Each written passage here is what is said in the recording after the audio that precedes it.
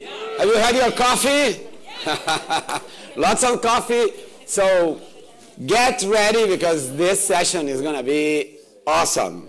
It's going to be provocative. It's going to be, I have been insisting with this keynote speaker for him to come, and he was kind of hesitating, but we convinced him with the help of Rebecca, my friend. Rebecca is one of the founders of Global Voices Online, but she now is the founder of Ranking Digital Rights, which is a project of New America. And Rebecca is awesome. She's a former CNN journalist who came to the blogging world and created with Ethan this wonderful thing that is Global Voices Online that I have been involved for more than 10 years also. So Rebecca, you can introduce our yes, go there, yes, yes. I'll call you up, okay. Well, first of all, I just have to thank you, Rosenthal. Oh, you're welcome. Rosenthal is a very wise man. Thank you.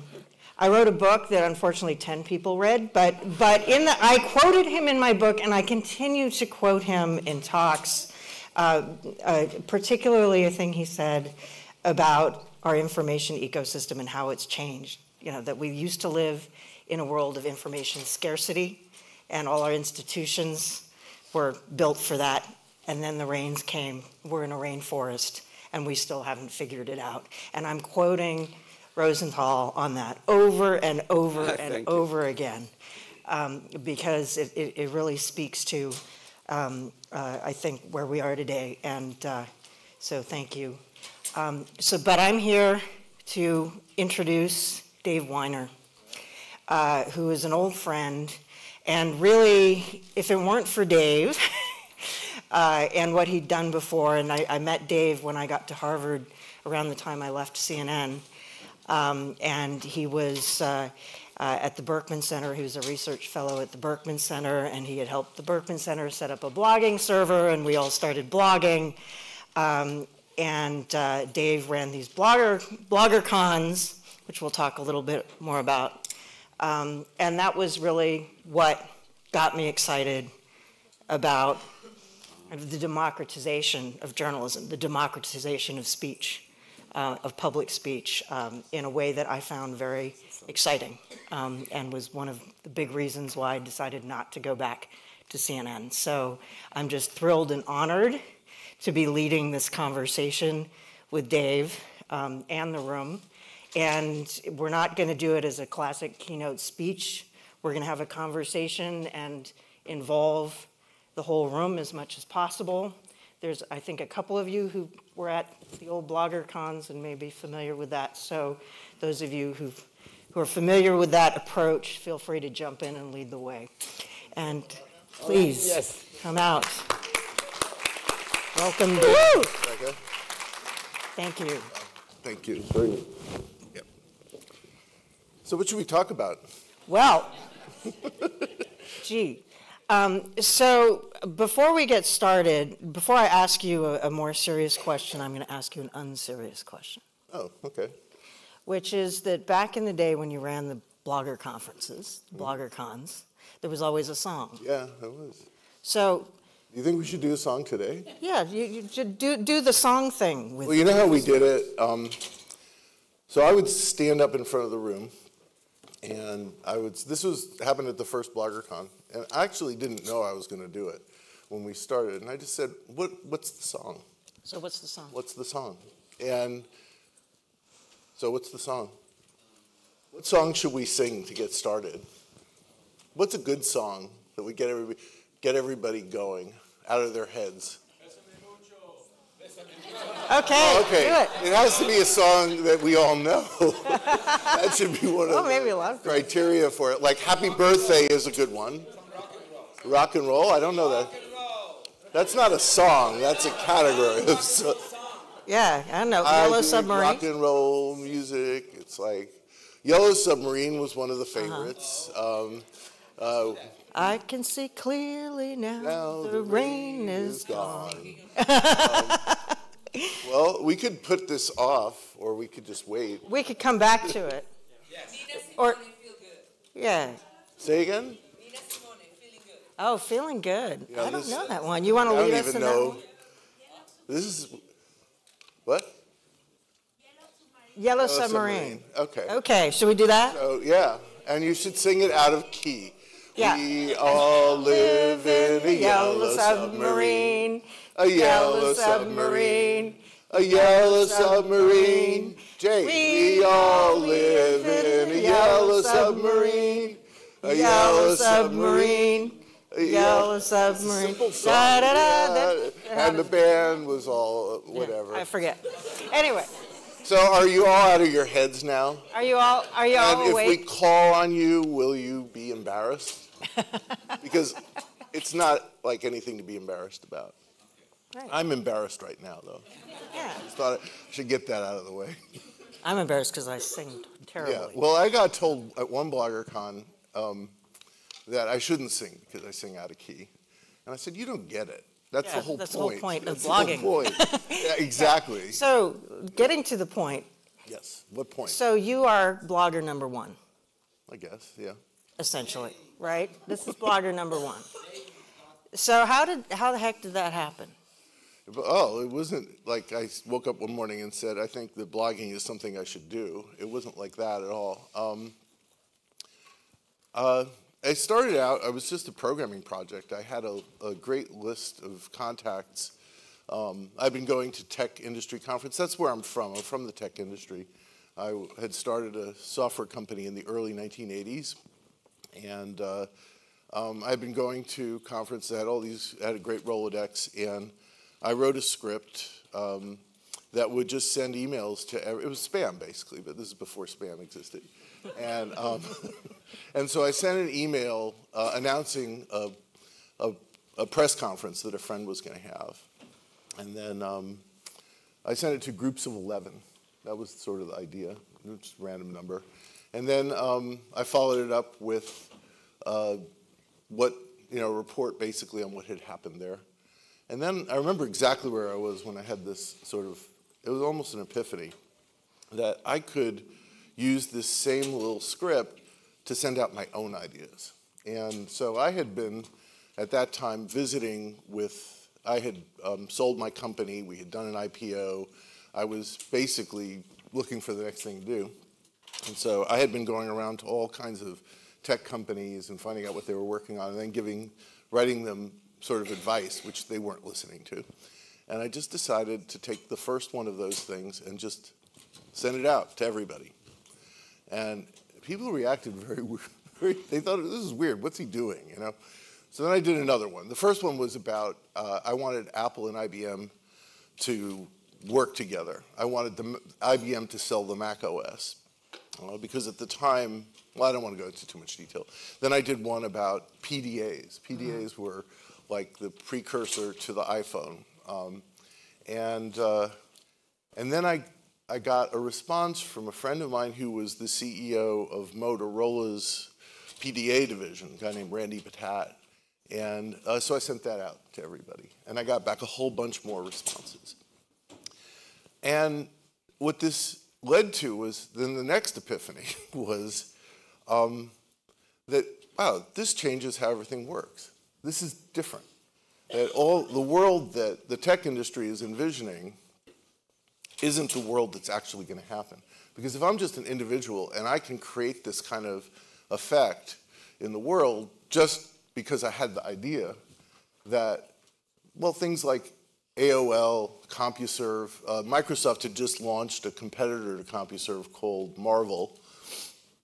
And so I wrote a piece called Bill Gates versus the Internet. And because Bill Gates was dominant at that point in the tech industry. And I said, Bill Gates is betting his company on Marvel, and it's not going to work. Because look at this internet thing. It's got a manual that's that thin, and anybody can do this. And so I got a response from Bill Gates, and I ran that. And that made the earth shake. Everybody said, wow, look what just happened. And it just kept building. It wasn't like everything we did from that point, every experiment we tried, not everyone, There were certainly some things that didn't work, and we backed off those and didn't pursue them. But it was a continual process all the way through, I would say, the early 2000s. So this is like all the way up to the point where we met in 2003 and beyond. I mean, it just kept growing. There are new ideas. In 1999, I wrote a piece called Edit This Page. That's where we cracked the nut in terms of how to make this stuff actually easy so that normal people could write what eventually became known as blog posts. But that wasn't the end. So it was a process. It obviously there was an idea here. Right. You know, that's how you sort of you're sort of feeling your way around. This is how technology evolution works. Is you're feeling your way around in a sort of a dark room, and you're trying to grab things here and there. And if you find that there's something here, you just go in that direction for a while. Right. And this one had a lot of room for growth, and that's why I found it so exciting, both as a technologist, and I didn't know that I was going to be a writer. That was never my assumption that I was going to do that. But out of that, I ended up getting a journalism gig. I wrote at Wired for 2 years. That was a blast. And you also collaborated with journalists in a lot of different ways, like in San Francisco during the newspaper strike. What was I it, didn't mention that. 94, right? That was in 94, right. So after having, I don't know if this is before or after Bill Gates versus the internet, but there was a newspaper strike in San Francisco in the fall of 1994. And I had wanted to do a project with the web. I didn't really know how that worked. And I heard on the radio that there was going to be a San Francisco newspaper strike, so I called up Bruce Coons, who was at the San Jose Mercury News. I was living in the Bay Area at the time. And I said, I hear you guys are going on strike. Do you need some help? And he said, yeah. And so I got out my scripts and I started writing stuff. And we wrote a little content management system for the strike paper. And I was working for all kinds of incredible journalists because people all over the country were contributing, news people all over the country were contributing to this strike paper. It's sort of like the guard was down. You know, there was no sort of critical, you know, normally when you knock on the door of a news organization, you say, let's work together on a project. Well, they have all kinds of reasons why they won't do it. But when they're going on strike and they need to get the strike paper out the next day, if you offer to help them, they accept the help. And what was really weird about it was the guy who taught me about how to do this stuff was a guy named Chris Gulker. And he was working at the San Francisco Examiner at the time. And he was working on the management newspaper on the web. And we just shared code. I mean, it was like the weirdest behind-the-scene collaboration you ever saw, because I don't think either of us, I mean, Chris is no longer with us, so he can't tell you, but I don't think either of us had any skin in the game in terms of the strike. The strike was, believe it or not, was about automation. We were against automation. I was doing automation for the strike that was against automation. It was a weird, but I didn't care. I just wanted the opportunity to do this, and it was great. You know. Yeah, and one of the things you've written about on your blog recently is about the thrill when you first started blogging of, you know, you're a source. Journalists would call you up, interview you, and then you'd get, you know, then your words would be published. But as a blogger, you were a source that went directly to the public. You know, and that became a slogan. Sources go direct. Yeah. Right. Yeah. And sort of from that, you know, if I mean, I imagine you probably were thinking at the time, you know, where this would lead in 20, 25 years. Yeah. What did you imagine? Only goodness. That was, I mean, I was very excited about the future, and I was right in some ways and I was wrong in others. One of the ways I was wrong is I thought everybody would blog. And so I would approach people as if, of course you're going to blog, right? But most people don't have the impulse to do it. They just don't.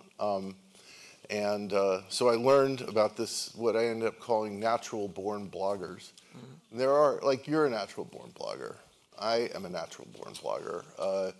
All the people who ended up becoming, Jay is, of course, a natural-born blogger. I mean, you know who you are. I mean, there must be other people in the room. Could I ask for a show of hands? Who thinks they're a natural-born blogger? good. Look at that. It's like, that's about it. I mean, it's 1%, 2%, 3% of the population. My mom was a natural born blogger. My father was not. You know, that's where I got the gene from, you know. So, so that was the first misunderstanding. Doc Searles was the first person that I encountered on my sort of Johnny Appleseed thing, where I was going out trying to get everybody to blog. Yeah. Doc Searles, totally. Now, I don't know how many people know Doc, but he's totally a natural born blogger. The other thing is I had no concept that it could be used for ill, that I just saw goodness in this. And I think now we're getting, you know, fast forward to 2019, we're really only getting, mostly getting the bad. And I think that's true because we're not collaborating. That the good that comes out of the blogosphere, which are people who, I mean, who are bloggers? Bloggers, in my opinion, and I didn't have this as clear then as I do now, bloggers are your sources. As journalists, assuming that most of the people here think of themselves as journalists, we're your sources. And there was a huge misunderstanding. It goes back to a long way, but at the, I'm not going to be able to get the cartoon up there easily. So there was this incredible cartoon at the 2004 Democratic National Convention about what was the difference between a blogger and a journalist. And a journalist has all these credentials, a Pulitzer Prize, covered the White House, et cetera, et cetera. And a blogger's credentials were, I have a PC. Yeah, I know, everybody laughs at that one. And it wasn't funny to me because at that point in time, this was what, 2004, I was 49 years old. Yeah, you had a lot of expertise. I had a lot of credentials, to be honest. I mean, I had, you know, worked my way through the tech industry and risen to the top. I had done an IPO. I had worked at Wired. I was a research fellow at Harvard University. That's a nice credential, right? I mean, I did a lot of experience, and I was not unusual amongst the people who were bloggers at the 2004 DNC. But that's the way journalists viewed us. I think they felt threatened by us, that these people would like to think of themselves as replacing journalism. And, you know, to be fair, we probably did say at some points we were. I mean, it's quite possible. You're certainly challenging the status quo. Yeah, it's quite possible that I even said that at times too. But with the benefit of hindsight, it wasn't true. We weren't doing that. And so, you know, my appeal today is we should be collaborating. We should be working with each other. I just want to, this isn't responsive to your question, but I've had a recent experience with Facebook. And I think people only see one side of Facebook and miss the other side. You know, people see Facebook as a distribution system for journalism, a way of getting the journalism out to the people. But what I've discovered recently is Facebook is also an incredible way of organizing your sources. I moved from New York City, I was living in Manhattan, and now I live in the country, in upstate New York. And I had all the questions that people have when they move to a new area, and I was just going to ask my friends, you know, where do you go for coffee in the morning? Where's a good place to shop for groceries? What airport should I fly out of? All these. And then I discovered that there was a private Facebook group just for the community. And it was a gold mine. It was incredible. I'd ask these questions like, where do I go for hikes? I need to walk every day for exercise. Huge response from that. And it's the impulse that people have, and I think we overlook this as a resource, that people want to show off what they know and they want to help. I think that the impulse to help people is one of the things that makes humanity great. And they might not be bloggers, but they love being sources. And so we ought to expand our view of where we go to find our sources. If there is no private Facebook, you know, I hate Facebook as much as, probably more than most of you do, because they had a very negative effect on blogging. I mean, they sort of usurped blogging and then didn't feed the system back. Yep. So I do hate them for that, but I'm not going to, I don't know what the right way of explaining it, but it's like, I'm not going to punish myself because I hate them, you know? that they happen to have done something phenomenal, which is organize, I don't know, it's not 100% of the people of the world, Yeah. not 100% of the people of the United States, but it might be 80%. And what an incredible milestone for humanity. I mean, you could reach 80% of the people who live in your country, assuming you live in the US, and it's true elsewhere in the world too. Why not take advantage of it? So let's talk some more about Facebook. Okay, sure. So, you know, you and I were talking yesterday, and I've kind of felt this for a while, that, there's a lot of indignation about, what Facebook has done to journalism. But I tend to feel, and this is not my talk, so I'll let you kind of fill in most of the details, and maybe other people in the room have views. But I tend to feel that journalists do share some responsibility for Facebook having become so powerful, and are not sort of acknowledging, taking responsibility for this responsibility, as it were. Where do I begin? Yeah, so, if this is a good point for if anybody wants to jump in and interject and cease being passive audience and be part of the conversation, feel free. But yeah. What specifically Discuss. would you like to know about? Well, I mean, yeah. I mean, just it seems that I don't know, about 10 years ago, when I started writing critically about Facebook, a lot of journalists were really surprised that I was being critical of it. Well, the criticism of Facebook should have started 10 years ago, easily. Absolutely. And journalism was being very, we have a hand up, by the way. Let me just finish the thought and we'll get right to you. Can we get that cube up to her up there? She needs a cube. Yeah, up there. There's a cube That's there. our next speaker is up there. Yeah, there's a hand. But while we get it, it's got a long way to travel, but. Let's migrate the cube. Whee! Okay, time to wake up. Okay, let me finish the. Okay, we're gonna do this. Okay, so now Dave's gonna talk, and then you're gonna, and then she'll talk. So last year, I think it was last year, was the Cambridge Analytica. Was that the name of the company? It was like this big, huge controversy, and the press was writing about it like they had like discovered something, and it was terrible. And I was going, how is this a discovery? Facebook announced to great fanfare in 2011 this whole idea of the open graph. And they explained very carefully what the implications of the open graph were. It meant that developers would have access to all the information that users were putting into Facebook. Now, if you heard Facebook would not get up and give that press conference today, right? But the alarms should have gone off at that point, and the questions should have come. It was like, well, what are the implications of this, And so, last year, 2018, in the aftermath of the 2016 election, they're looking for somebody to blame for what happened, and Facebook became the scapegoat, and Cambridge Analytica was the incident. But it's like analogous to complaining about a leaky faucet in Manhattan when all the faucets in Manhattan are leaking, and you have a flood going down the middle of the street, and people can't live there. For years. For years the flood's been going on. That data that Cambridge Analytica had, I was a Facebook developer, I had access to all the same data. Now, I'm a nice person. I didn't want all that data, and I didn't want to do anything, nefarious with it. But if I had, and there were plenty of developers, plenty of venture capital-backed developers coming from Silicon Valley, they don't have a whole lot of ethics or they're there to make money. And I think people don't really have the right idea about the tech industry, which is another point.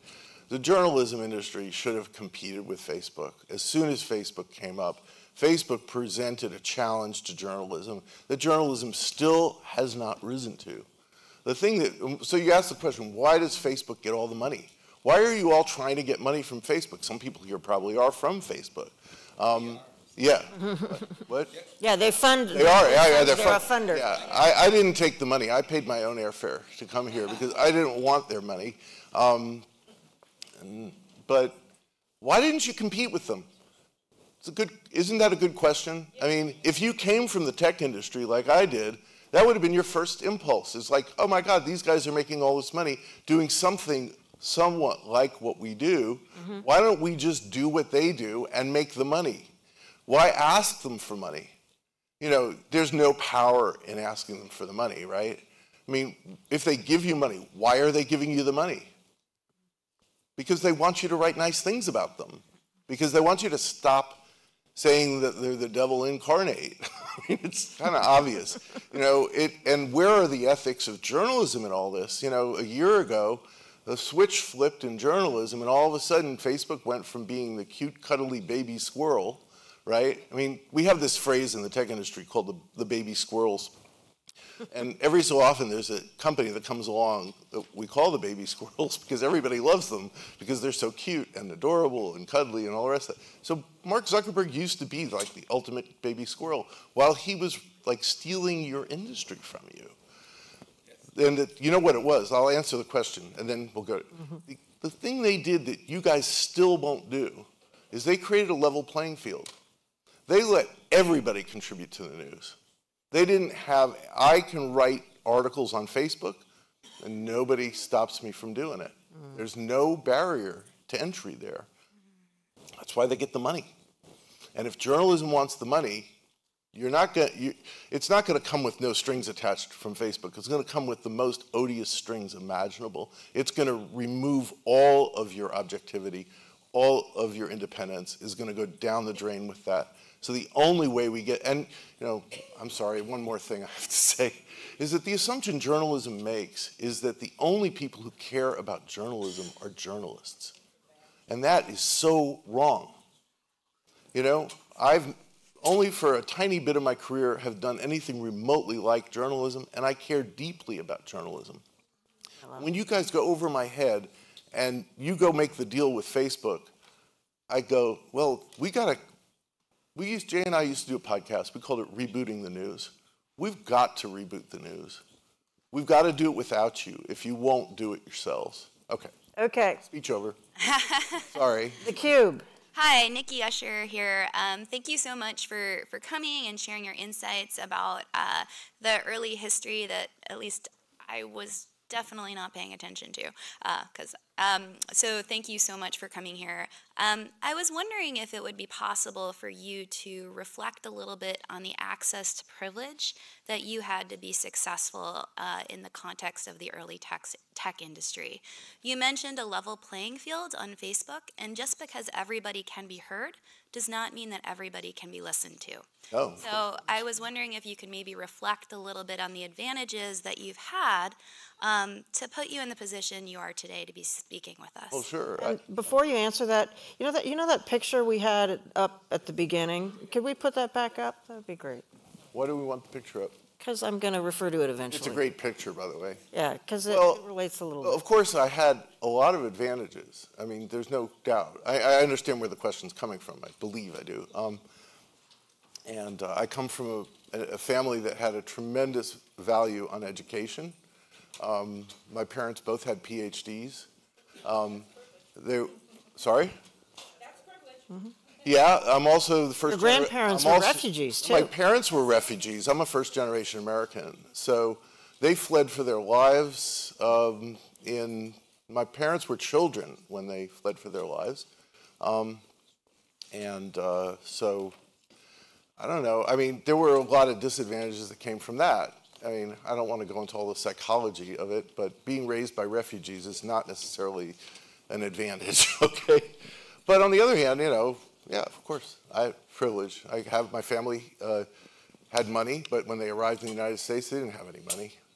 I didn't volunteer this. You asked the question, right? I guess the question is, if you have privilege, are you supposed to just be really apologetic about it and not use it, or are you supposed to use it? Well, also, That's not the question. What's the question? The question is just to reflect on it. Well, I think I have been reflecting on it. There's no value judgment implied. Right. It's just, what does it mean to be a white dude moving your detective? Well, yeah, I know. Okay, great. Well, you know what? Okay, you could have this conversation, of course, with any white dude, right? Absolutely. Right. Okay, good.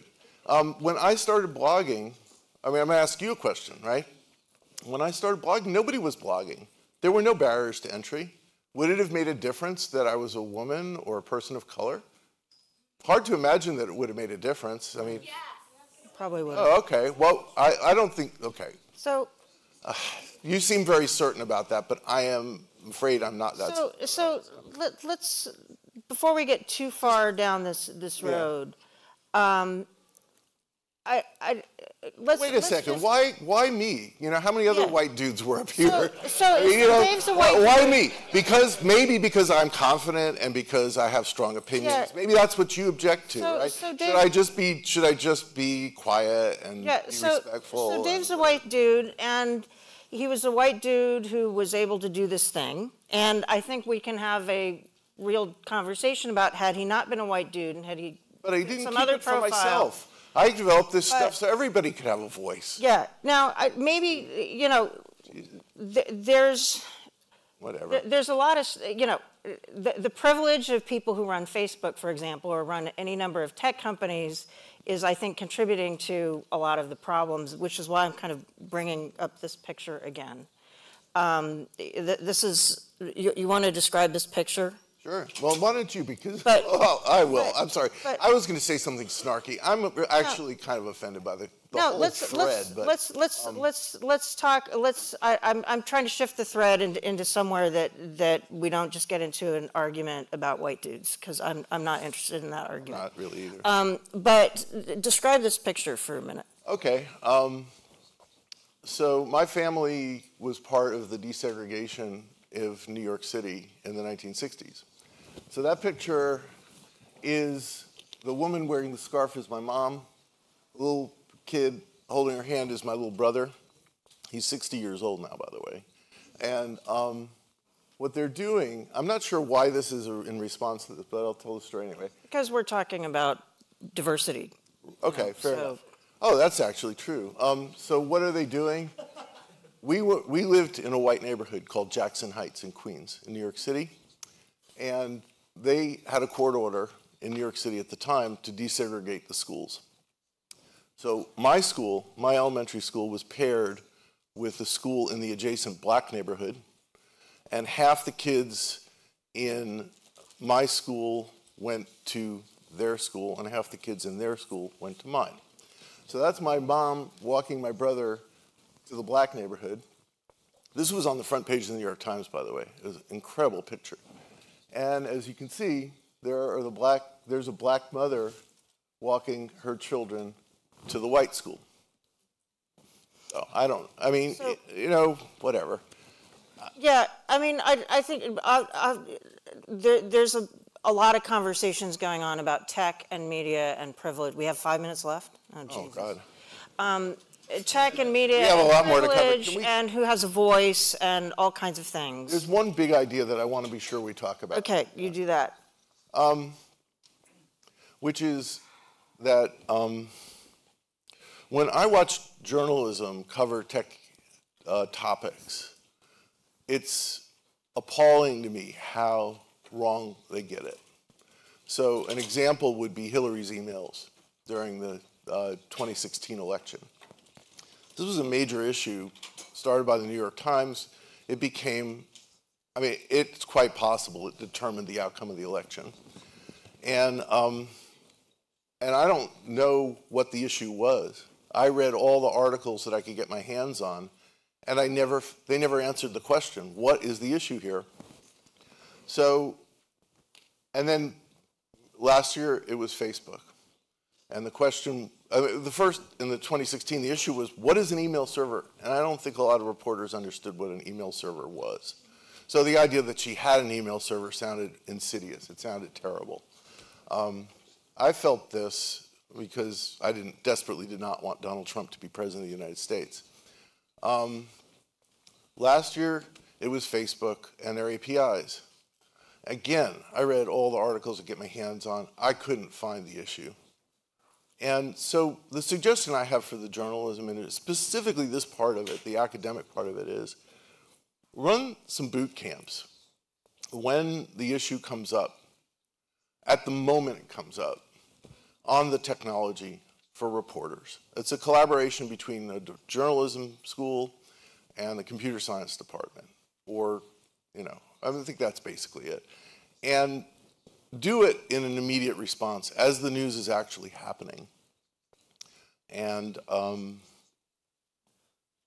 that's it. You don't need me to do it. Anybody could do this. But it's about time that journalism took some responsibility. Okay, you all don't have computer science degrees, but you can get the story right, and you can head off these issues in advance. So I'm going to be obnoxious because we started late, so I'm going to demand an extra 5 minutes. Okay. And because it wasn't our fault that we started late. Because, yeah. If you were the New York Times leader, what would you do? Oh, I happen to have an answer to that question. Maybe we could get that one. I think you wrote about this. I wrote about it, yeah. Because I know that you have an answer, so. I know. I'm a little bit disheartened and a little bit sort of, I don't know what the right word is. What I would do is I would compete with Facebook. It was what I was saying before. And it was a proposal that I made to the New York Times in 2002. I had gotten leaked to me the XML files that they were using to syndicate their content to other news organizations. And I thought it was so great that I just repurposed it as RSS and published it and got shut down. And then I ended up in a meeting with the CEO of the New York Times Digital, Martin Niesenholtz, and I proposed two ideas. One is, give me the feeds, which they did. And that, by the way, is why RSS came out of the tech industry and became a juggernaut in the journalism industry. And the other one was, give a blog to every source that you quote. And I believe if they had done that in 2002, there would not be a Facebook today. And the idea simply is to open up journalism to the people. And yeah, it's going to create some problems, no doubt. And you deal with the problems. But there is a whole, I don't know, I mean, I wrote a whole blog post about it, quite detailed. And it would be hard to recite the whole blog post in a talk here, but if there's any way I can communicate that, then I would be glad to do that. Final question, and then I'm going to have one more question. Great. Great. Have some help in the middle.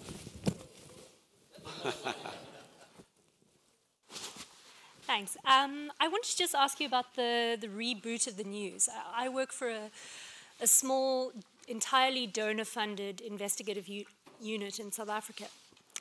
We're quite lucky that we have donors who are willing to fund us. Do you see the reboot of the news as something that will only sort of happen within the context of journalism moving to a donor-funded model, or could you see a reboot happening within the traditional commercial model of journalism? What was the first part? You said, I didn't, there's a dichotomy there. Basically, should journalism be funded by philanthropy, or is there a commercial? I just mean in terms of the reboot of the news. I know, I got that part. I understood that part. No, I'm far more radical than that, actually. Is there a commercial model? I actually think we ought to hedge against there being no commercial model for news. I know this is very hard for journalism people to contemplate, but as I said earlier, there are those of us who are not in journalism that want to have journalism even if the business model for journalism fails. So one of the things, so I don't accept either of those. That's not how I see news rebooting. I think the things we ought to be doing now is we ought to be teaching journalism to everybody who wants to learn journalism. And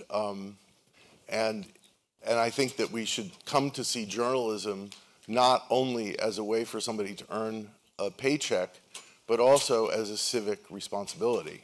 For those of us who have the impulse to do it, there should be a way to do it. So I think, for example, if you get a degree from the University of Texas, you should take a semester of journalism. Yes. I know, this is how we connected, me and Rosenthal. Well, this is seriously a very exciting idea, and I don't know why we don't do it. Yeah, and that, you know, everybody talks about news literacy, but I don't know a better way to learn how something works than to actually do it yourself. And then should it sort of, you know, should journalism fail, at least we'll have some knowledge of how to recognize journalism when our society reboots it. I mean, think about a world without journalism. I mean, that's like a world without civilization. So at that point, we're going to be rebooting not just the news, we're going to be rebooting humanity. It's that big a question. So I think we ought to be preparing, we ought to be hedging. Thank you. Yeah. And also, you know, wow, I'm surprised. So I told Rosenthal you all were going to lynch me if I said stuff like this. He promised me you wouldn't, so we're in this you together, have a good leader. right? Yes. I think we are. One of the other big criticisms of Facebook, just to touch back on that, is that it's amplifying hate, that it's amplifying bigotry, that it's amplifying just, you know, extremism. And from what you're saying, there had been an opportunity to build models that would amplify other citizen voices, and that didn't happen because the model that Facebook is, because of the targeted advertising model and lots of other reasons, it's designed to amplify certain types of speech, whereas there had been an opportunity to curate and amplify citizen voices representing, you know, other points of view that might not be as viral, but more chance to lift those up, and that didn't happen. Absolutely. I mean, an example, I mean, I can't, nobody listens. I mean, my blog is not very well read. It used to be, not anymore. And when all this stuff was happening with Facebook, it was about a year ago earlier this week, because I know because Facebook shows me the things I wrote a year ago, which is actually kind of a nice feature Facebook has. I wrote a very comprehensive piece about what we know about what Facebook does. Nobody read it. I mean, it got no exposure, and yet how many miles of news articles were written that had no information in it about what Facebook was about? So that's my frustration. You know, I don't have any privilege here. Nobody's listening to me. Yeah, you know? Some but people why saw this can't coming. I'm a good source when it comes to this stuff. I actually am. I do know. I've actually programmed to their APIs. And that was the issue last year, was let us all learn about APIs. It's a great thing that people got curious about it. It's a terrible thing that the news industry didn't rise to the opportunity to actually teach us about APIs. Or notice what was happening quite a long time ago. Well, yeah. Yeah. So we're getting the wrap up signal. I'm okay with wrapping up. And I know that I've demanded more time and we've gotten it. So I thank Rosenthal for that. But I want to end on one note, which is you told me yesterday what your grandparents warned you about. Oh, yeah. And I think this is sort of a reminder why we all have to work together. No kidding. Yeah. So tell us. Well, as I said, you know, my parents were children. They fled the Nazis. It was a complicated situation because my grandmother on my mother's side was a Lutheran. She was a blonde-haired, blue-eyed. She fit in Nazi Germany, and she married a Jew, my grandfather. My grandfather was deported very early in the process when they were just deporting Jews. They weren't exterminating them.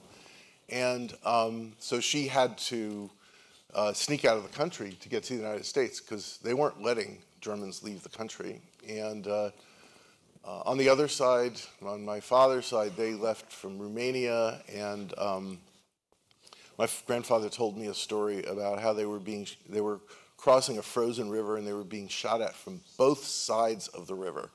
I mean, can you imagine? I mean, so they came out really scarred from this experience.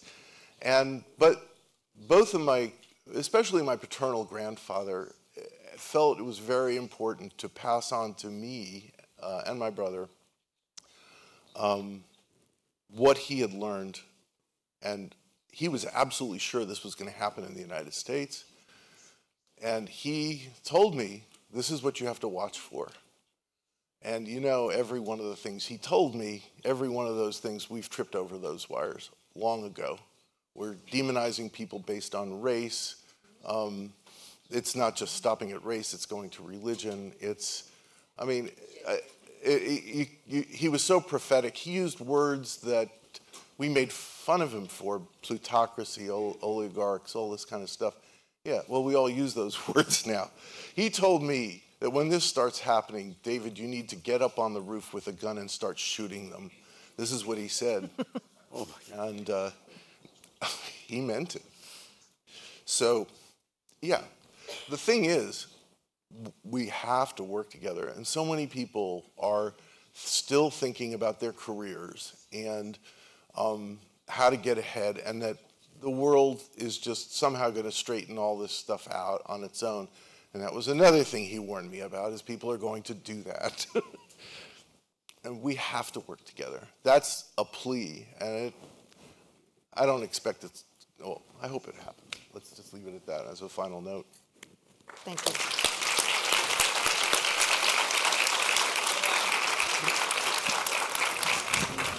Thank you. Thank you. So we have our next panel that is ready. So I would call Nick. Nick, can you come and introduce yourself and then introduce your panel, please?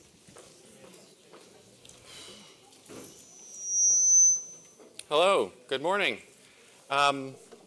Welcome to our panel on the impact of artificial intelligence and machine learning on journalism. It's great to see the diehards who are up early on Saturday morning. I'm Nick Diakopoulos. I'll be your moderator / host for the next hour and a bit. We'll be discussing sort of everything AI and journalism, all kinds of interesting challenges and questions for us to get into on this panel. Whether it's machine learning techniques that help moderate online content, which we'll hear about this morning, or software that writes sports and finance articles automatically, which we'll hear about from another panelist this morning. I think there are some really fascinating and really kind of thorny questions for us to get into today. Things like, what does AI mean for jobs in the news industry? How do journalists need to think about quality and accuracy of news content when it's being produced with AI and automation? And what are the interesting sort of ethical questions that come up as journalists integrate these technologies into their practices? So I'm going to be joined by a fantastic panel of experts today, including Lisa Gibbs, the Director of News Partnerships at the Associated Press. Among other things, she works with industry leaders and emerging startups to identify smart applications of automation and AI at the AP. I'm also joined by Clay Eltsroth as a product manager from Bloomberg, one of the companies that's really gone all in on automation. Clay is helping to develop machine learning and speech-to-text solutions for the Bloomberg newsroom. We'll also have Ling Jiang, a senior data scientist with the Washington Post, where she works on data mining and knowledge discovery from large volumes of data. And then finally, we have Michael Morrissey, the chief executive of Muckrock, where he oversees the development of several different technological tools used by journalists, including things like Document Cloud, FOIA Machine, O-Transcribe, and Quackbot. So just a note on the format. I know we started a little bit late, so I guess we'll have a shorter break in the middle. Each of us will speak for 7 to 10 minutes. We'll introduce ourselves, describe our work, our role, our projects as they relate to AI and automation. Then we'll kind of get into tackling some of those big questions that I mentioned earlier. And of course, we'll leave some time at the end for QA with that, with the microphone cube. All right, so I'm going to kick things off and just tell you a little bit about myself and the kind of work that I do in this space. So again, I'm Nick Diakopoulos. I'm a professor of communication studies and computer science at Northwestern University. I direct a research lab there called the Computational Journalism Lab, where we study, design, and build all kinds of computational, algorithmic, and automated production and dissemination tools for news information. I've spent the better part of the last couple of years actually working on a book on these topics. It'll be out in a couple of months. I hope you check it out. It's called Automating the News: How Algorithms Are Rewriting the Media. But for today, I kind of want to put a little bit of a kibosh on on some of the AI hype that tends to circulate in the news media. I think when we talk about AI in journalism, really what we should be talking about is human-centered AI in journalism. And in particular, I want to talk about three things that relate to human-centered AI. One is I want to talk about human values in technology and journalistic values in AI technology. Secondly, I want to talk about how humans and algorithms are increasingly hybridized or blended together in new news routines that incorporate AI. And then I want to talk about how I think practitioners and scholars should really be adopting methods and approaches from human-computer interaction when they're studying AI. Okay, so first this idea of values in technology. So this shouldn't be surprising. All technologies, including especially AI technologies, embed and encode human values. These values reflect choices like what data was used to train the machine, how that data was defined and sampled, how algorithms are parameterized and configured, how the defaults are chosen, what inputs a system pays attention to, what inputs a system doesn't pay attention to, what's quantified, what's not quantified. All of these are human decisions that play into how an AI system is designed. Artificial intelligence systems are tools at the end of the day. They're built by people to serve human needs and goals and values. And that makes them fundamentally political tools as well. They express the values that designers and developers choose to build into them. I think this suggests a real opportunity for journalists and news organizations to become aware of and start exercising their ability to include their own professional ideological values, institutional values, into these technologies that are then, of course, driving news production and dissemination. If it's not going to be journalistic values going into these AI technologies, it'll be values from non-editorial stakeholders, values from platform companies, and so on. I think it's time for us to start thinking about AI as a new medium, actually. A medium in which journalists can express and exercise their ethical and normative values, their professional values, through the code that they implement.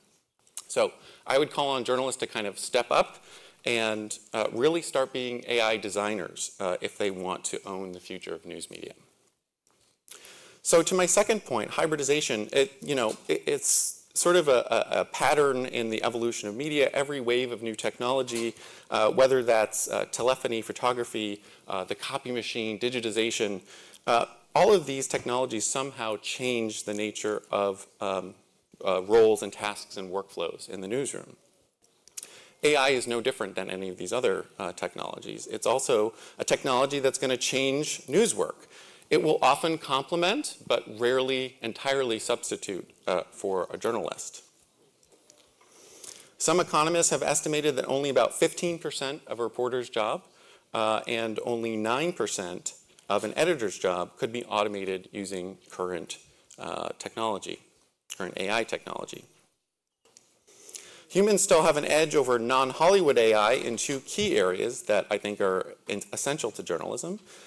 Complex communication is the first one, and then expert thinking is the second one. So reporting, listening, responding, pushing back, negotiating with sources, and then having the creativity to compellingly put that all together, or knowing when a new angle of attack is needed. AI can't do any of this stuff. This is what we would call complex communication. But of course, these are indispensable tasks to producing journalism. So although AI can often augment human work to make it more efficient or more high quality, more often than not, I think we're finding AI technologies actually create new types of work. They create new tasks like configuring, parameterizing, knowledge management, data production, template writing. These are all new tasks that are coming online as a result of using these new technologies. So the future of AI in journalism has a lot of people around, but I think there's also a lot of research still to be done to study the new and changing news work that AI creates when blended into journalism practice. Now, my final point is that, whether we're talking about values in design or the evolution of hybrid workflows, it's clear to me that the future of AI in journalism really has to be human-centered. I think to study this hybrid future, scholars should be drawing on methods and approaches from the almost 40-year-old field of human-computer interaction, HCI. For instance, value-sensitive design approaches, which have been around for dozens of years, will enable the deliberate design and operation of AI systems within the value frameworks of journalism. And methods like task analysis, which have been around for 30-plus years, will help decompose high-level tasks into automatable subtasks that can be blended with human effort.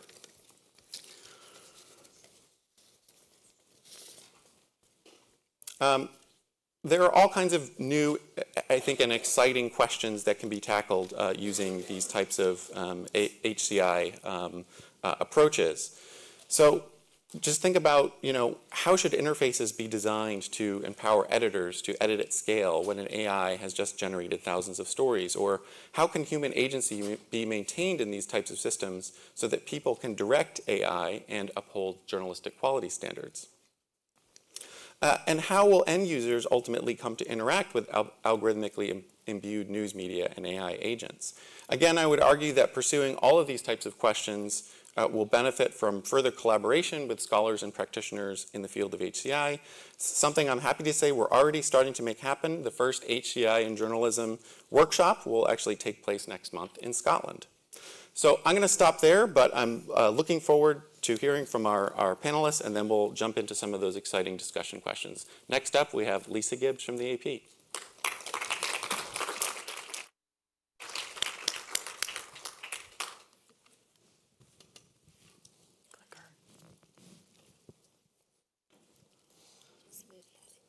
Okay, great.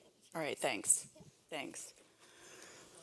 All right, so to set the stage for some of the big questions that Nick referred to, I'm going to walk through some of the projects that AP has undergone with regards to automation and AI. When we first started automating company earnings stories back in 2014, we were one of the first news organizations. There was a handful of us that were experimenting with these technologies.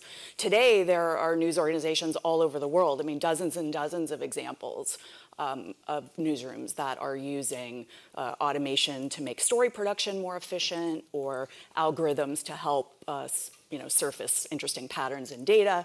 And so this is really becoming more and more of a routine tool in newsrooms. So I just want to point out the use of the word augmented, which you'll hear a lot, and you heard anyone who was in the Microsoft session this morning also heard. We absolutely believe, as Nick was saying, that this technology is going to help journalists do their jobs better if executed properly, of course. It's not going to replace the work of journalists.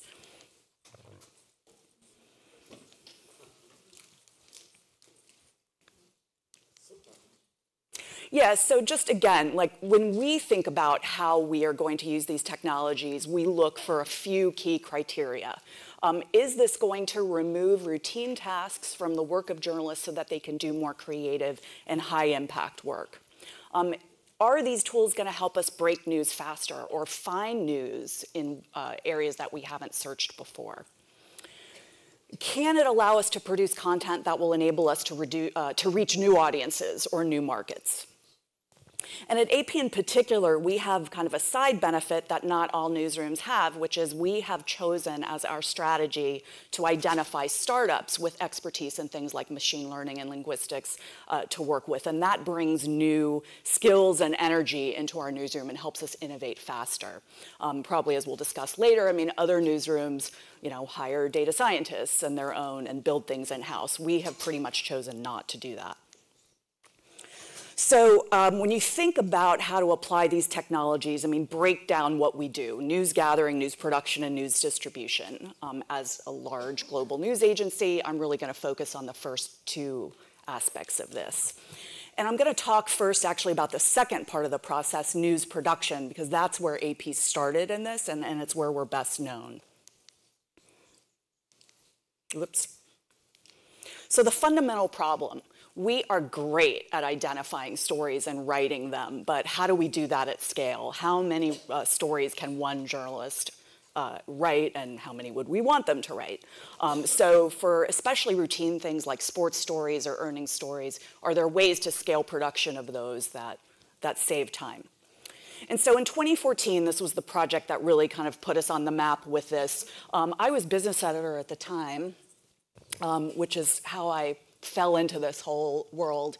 I had editors and reporters that for 1 month every earnings season, so quarterly, I mean, pretty much all work stopped and everybody focused on producing, cramming, jamming out the earnings stories.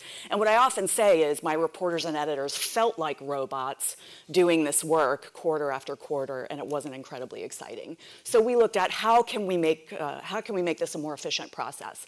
We worked with a data vendor, we worked with a software vendor called Automated Insights, and we wrote templates to automatically generate those stories. And as you can see on the slide, we're now automating approximately 3,700 earnings stories each quarter, most of the US stock market. I'll mention that what we were able to do, that project was viewed as so successful in terms of freeing up our journalists' time. I mean, as business editor, I was able to reassign reporters to cover technology, personal finance, more breaking news. I can draw a direct line between automating earnings and the number of investigative stories my business department produced. So it had real impact on the quality of journalism that AP was able to produce out of its business department. Just real quickly, sports has been a real growth area for us. The demand for sports previews and recaps because of fantasy and sports betting has only grown, and we're able to serve these needs more efficiently through text automation. This year, 2019, I should say by the end of the year, we will be producing 40,000 automatically generated stories. Now that sounds like a lot, but remember, AP, Global News Agency, we produce about 1,000 stories a day. So even though 40,000 sounds like a large number, it's still a very small number in the context of what we do. Other news outlets are doing a lot with automating election results, things like home prices, anything really that has very structured data can be automated. One of the more interesting projects that we're working on now, and I should have a slide on this, but I do not, we are working to see if AP can't use its automation skills combined with local data, state and city level data, to help local news outlets create more content that's relevant for their news audiences. Many of these smaller news organizations don't have in-house automation expertise. And so we're working on a project right now with the Newsday Media Group and Columbia University data science students testing around education data in the state of New York to see how can we work together to help local news outlets use automation to serve their audiences. And that's a project right now that we're really excited about. Another project we're really excited about, it's one thing to produce thousands of stories about, basic, home prices or earnings, but we're using natural language processing to create summaries of all AP stories. And what this summarizer does is it takes a story that was written for, your basic digital platforms as we all would write them. We write in past tense, we use quotes, we do all of the things that journalists do, and it creates a 2 to 3 line summary that's in present tense, no quotes, and is meant to be spoken. For us, this is important because those summaries go to broadcasters and radio customers, as well as Amazon Alexa and other voice devices. So there's a business case for us to use this kind of summarization, but we are really excited about it because it's kind of our first experiment with how to use natural language processing, and we think that it's the beginning of our foray into versioning. Can we use NLP to create different storytelling approaches that may serve audiences in different ways? So this is something that is a real big experiment for us, and we're really interested in how it turns out. There are other ways, of course, that newsrooms are automating production. Video transcription, which you heard about in the Microsoft session this morning, is a big example. There's a machine learning assist to it in that when you're correcting video transcripts, the machine learns from its mistakes and gets better and better. So that's another big time savings tool that we use, and many others. But I want to move, because I'm worried about my time, 2 minutes. I do want to talk about news gathering, which is just a really incredibly exciting area. So event detection, I mean, that's the fancy word for, scanning the sea of social media out there and detecting what of all these posts is likely to be a newsworthy event. So we just finished a 5-week test. This tool is from a company called SAM, and we were looking to see, can this tool help us break news faster? And it did. Over the course of the 5-week test, we had 27 testers. Only 10 responded to a survey, so I've got to go crack the whip. But those 10 identified 50 instances where SAM told us about the news event before our editors knew about it. Imagine the power of being able to find out about the Aurora workplace shooting or the fire in Brazil, even 10 minutes or more, before others, before you would have otherwise. And so, how these algorithms can help us identify news happening in our communities is just a fabulous area of exploration. I don't think I have a slide on it, but I do want to mention its cousin, which is insight detection. And there are companies like Curzana, and their CEO is here in this room somewhere, and others, Cortigo out of MIT Media Lab, that are really interested in exploring how to use social listening technology to help us detect insights, particularly in underserved communities or underserved areas where, so that we're not just getting our news from the people who are the loudest on social media. And we've worked with both those companies to play around with how do our beat journalists who are covering immigration along the border or State House News in Illinois or whatever that might be, well, how can they use algorithms to see what people are talking about in their communities around these topics? So I think this whole area is really promising and a fascinating one right now. The last thing I'll talk about, I swear, Rosenthal, authentication. Now, we happen to be building a tool called AP Verify that helps us identify video that is factual and authentic. And kind of how this works. So the system will allow us to paste the URL, and it'll use machine learning to go through all of these processes that help speed the process of UGC verification.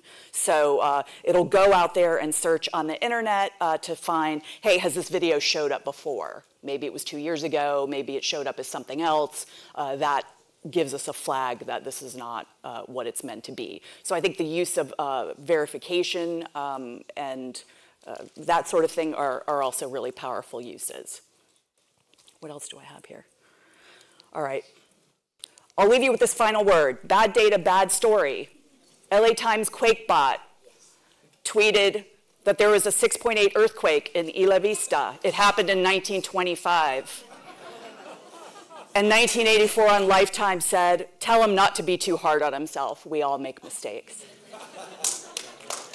Thank you.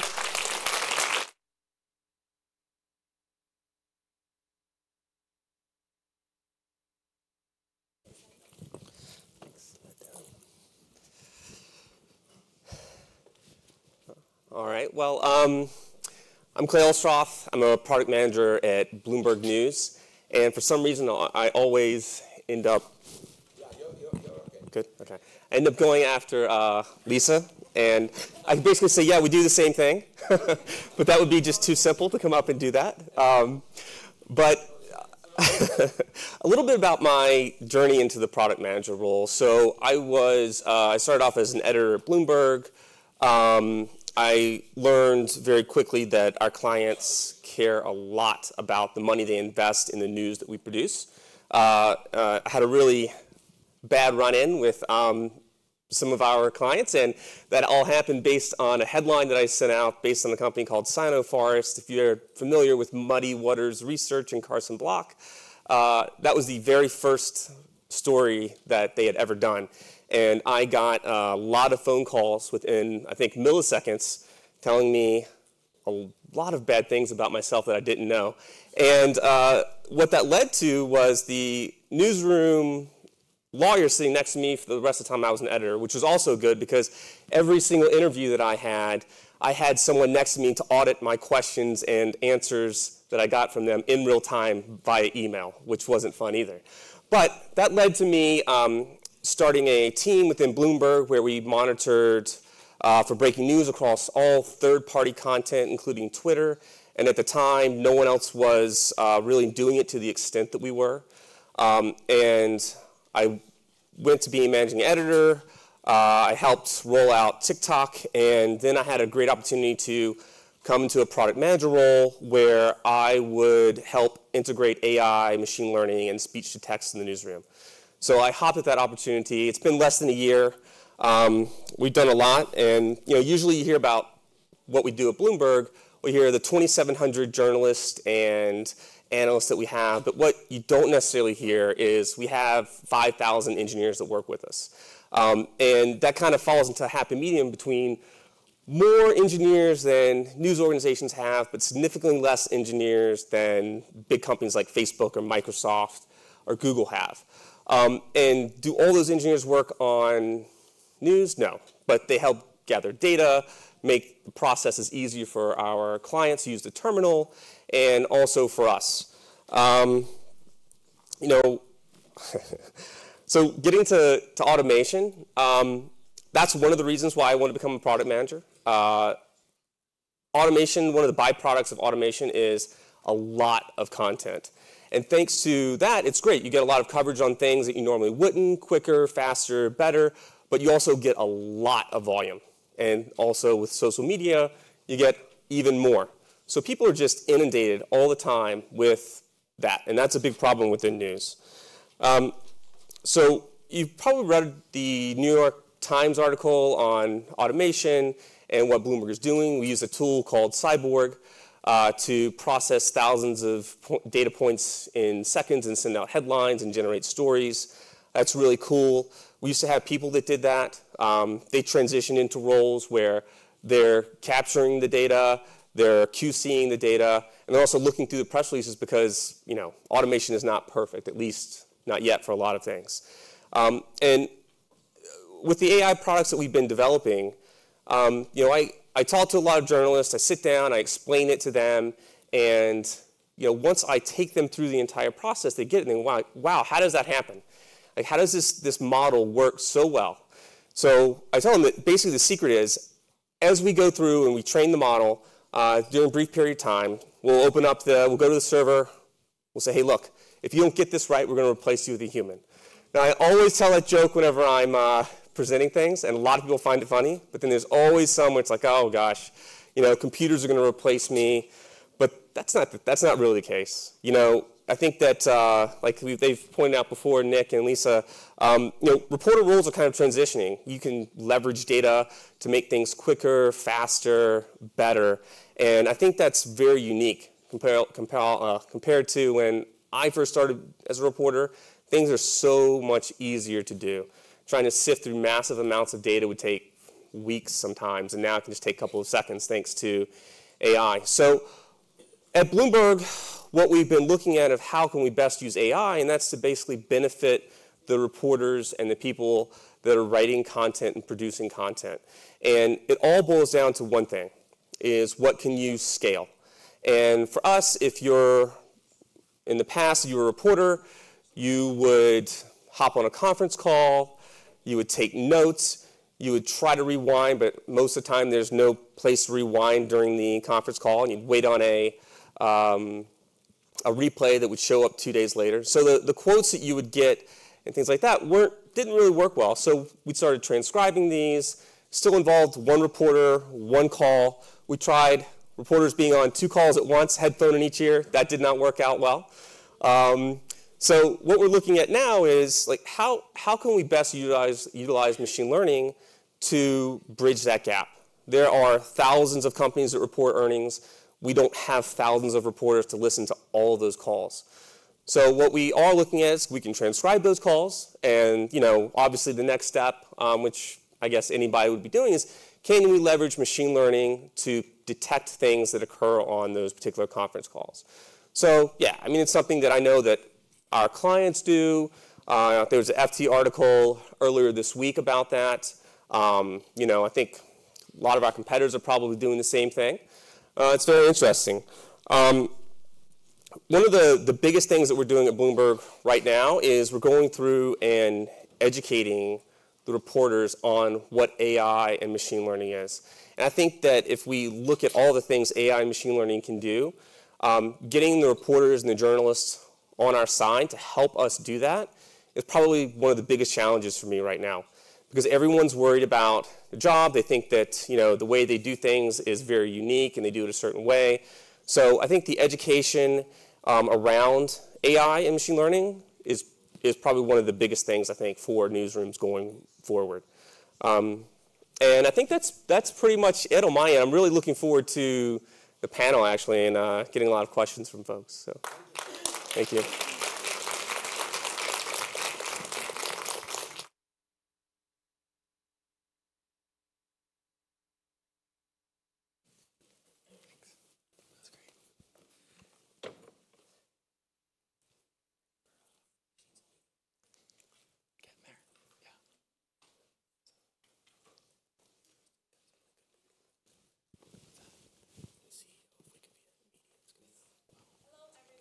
My name is Ling Jiang. So I'm a data scientist at the Washington Post. So today I'd like to talk about how we leverage AI in the newsroom at the Post. So we built lots of data-driven products using machine learning techniques to assist the journalist.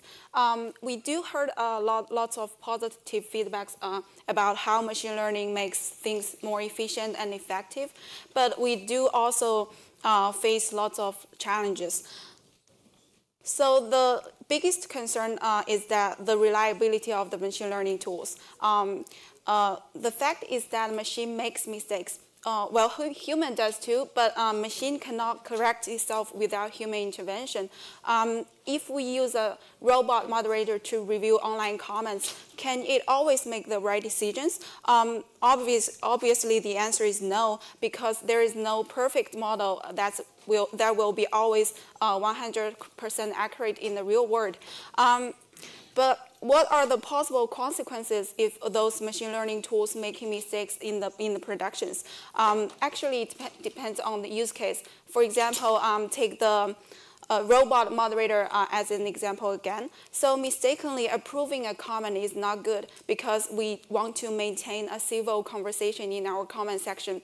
But mistakenly deleting a comment is much worse. We don't want to push our commenters away by removing their comments for no good reasons. But some other systems, like, for example, a headliner generation system, will have a much higher tolerance for mistakes because the human will make the final decision before taking any actions. Last but not least, just like many others in industries that start using AI, journalists may wonder if AI is the threat to their jobs. So next, I will talk about 2 use cases at the Post and discuss how we deal with those concerns. At the Post, we have about like 2 million comments per month. So commenters are really critical to us because they are engaged and loyal users. But the challenge is that some of the comments are really hateful. And if we left the comment section untended, the trolls will crowd out thoughtful discussions. But the question is, manual moderation is very expensive and actually infeasible at such massive scale. So the result is that some news organization is shrinking their comment section or even outsourcing to other platforms. But to the Post, reader engagement is too critical to curtail or outsource. So we turn to the AI, and the Modbot is how we automatically moderate the user-generated content. So Modbot works by giving every comment a score between 0 and 1. So the closer to 1 means Modbot is more confident in deleting the comments, and closer to 0 means Modbot is more confident in approving the comments. So we can see we have two common example comments here. Comment A is really bad. So Modbot gives a score close to 1, and for another good comment B here, it gets a very low score. So the challenge of deploying a system like Modbot is we need to develop trust with the users. In the production, we use threshold to automatic moderate comments with Modbot. So for example, here we use 0.8 and 0.1 for thresholds. So everything above 0.8 will be automatically deleted, and everything below 0.1 will be automatically approved, and every comment left between will need human review. So in this case, Modbot is pretty accurate in the prediction, but there is still a big chunk in the middle section that require manual process. So we can adjust the threshold by changing to 0.7 and 0.2, but in this case, we might introduce errors. So we give our comments moderation team the ability to control the thresholds of when to trust Modbot versus when to require human moderation. So they can change the threshold in order to decrease the amount of manual process as they gain trust with the system. So as I mentioned before, mistakenly deleting a comment can be much worse. So they can choose to be more conservative in the deletion and to avoid potential risks. So we can see that the post moderation team used to spend most of the time reviewing comments based on some online discussion policies. So with Modbot taking care of the raw work, they can now have more time to focus on more complicated work, such as featuring high quality comments or interacting with the users. So we can see that Modbot is actually more assisting people instead of replacing them, because most machine learning tools are trained based on historical data. So they are actually mimic what human did in the past and repeat the patterns. So they can never replicate the creative part of the human jobs. And with Modbot, our readers can have more space to express their thoughts in a healthy comment section, and our journalists can have more time now to engage with the readers. So all these changes can be very beneficial for growing community and improving the reader engagement. Another example is the article popularity prediction tool. So we have over 1,000 pieces of news content every day, but not all of the article will be equally popular. So we need a strategy for editors to prioritize the rising articles so they can enrich the content to increase the reading quality. Basically, the system considers 4 different types of features for articles, like metadata feature, including article type, section, contextual feature, like sentiment, readability of the text, temporal feature, like the first view since publication, and the social feature, like in the 30 minutes tweet volume, and so on. So we built a regression model trying to predict the page view of the articles in next 24 hours after publication, because by its nature, the lifespan of an article is very short. So it is more interesting and valuable to predict an article's early popularity instead of the long-term popularity. So if the system says an article will receive over 100K views in 24 hours, we will push it out to a Slack channel. So the newsroom then can allocate resource to improve the quality or enrich the content by adding images, videos, or contextual links. And actually, a system like this has a much higher tolerance for mistakes, because the editors will add their own judgment to the prediction before they decide to whether invest the resource to the articles. So with this popularity prediction tool, we can prioritize the rising articles and optimize the resource allocation. In this case, our editors can put more effort into increasing the content quality so we can serve better reading experience to the broader audience. And also from the business point of view, we can support advertising opportunities. So we can see that the AI tools really increase the efficiency of our work. Because they can tend to the simple and the repetitive works, so free journalists to focus on the high-value work. And it also gives us the capability of deal with some tasks at a very massive scale, which can be actually impossible with pure manual efforts. And the journalists can also have better communication between their peers and with the audience, and that's increased the reader engagement. So one last thing I want to say is technology is neutral. The key is how we use it. And with appropriate strategic or quality control and human intervention, we can make the best out of the AI tools. Thank you.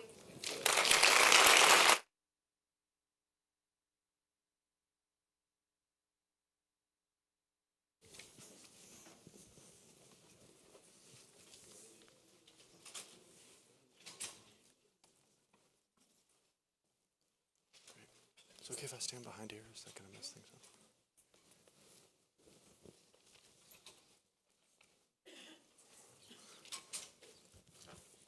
Great.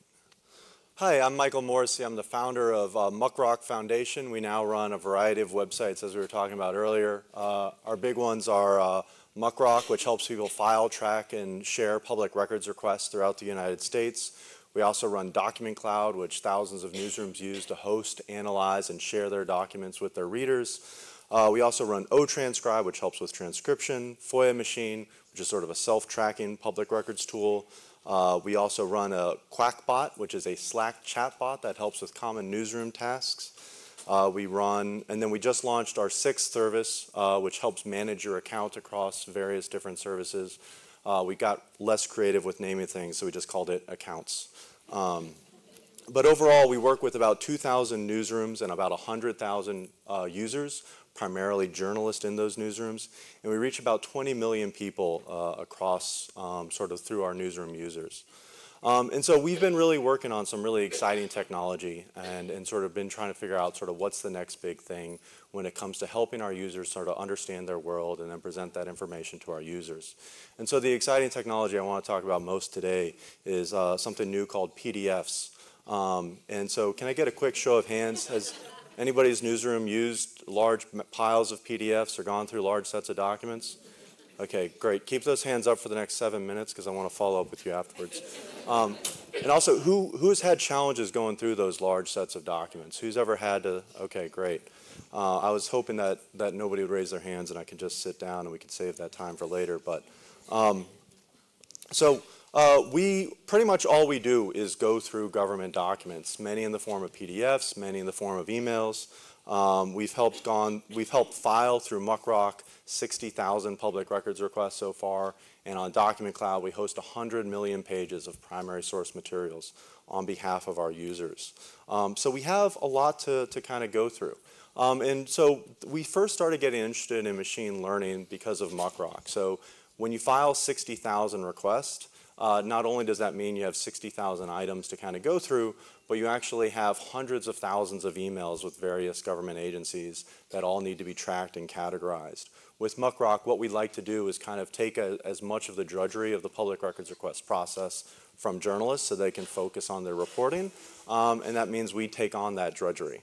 And so that means going through hundreds of thousands of emails like that, being like, hey, I'm still working on this request, it's going to take more time. We need to go through and manually classify all of that information. And there's one of 8 possible cases that each classification can be. Some of them are very simple like this. Some of them are a little more complex. And on average, they took about 8 minutes per each on average. So this one might take a minute. Another one might take 10 minutes as you kind of decipher the bureaucraties. And, but overall, it was taking about 8 minutes per task.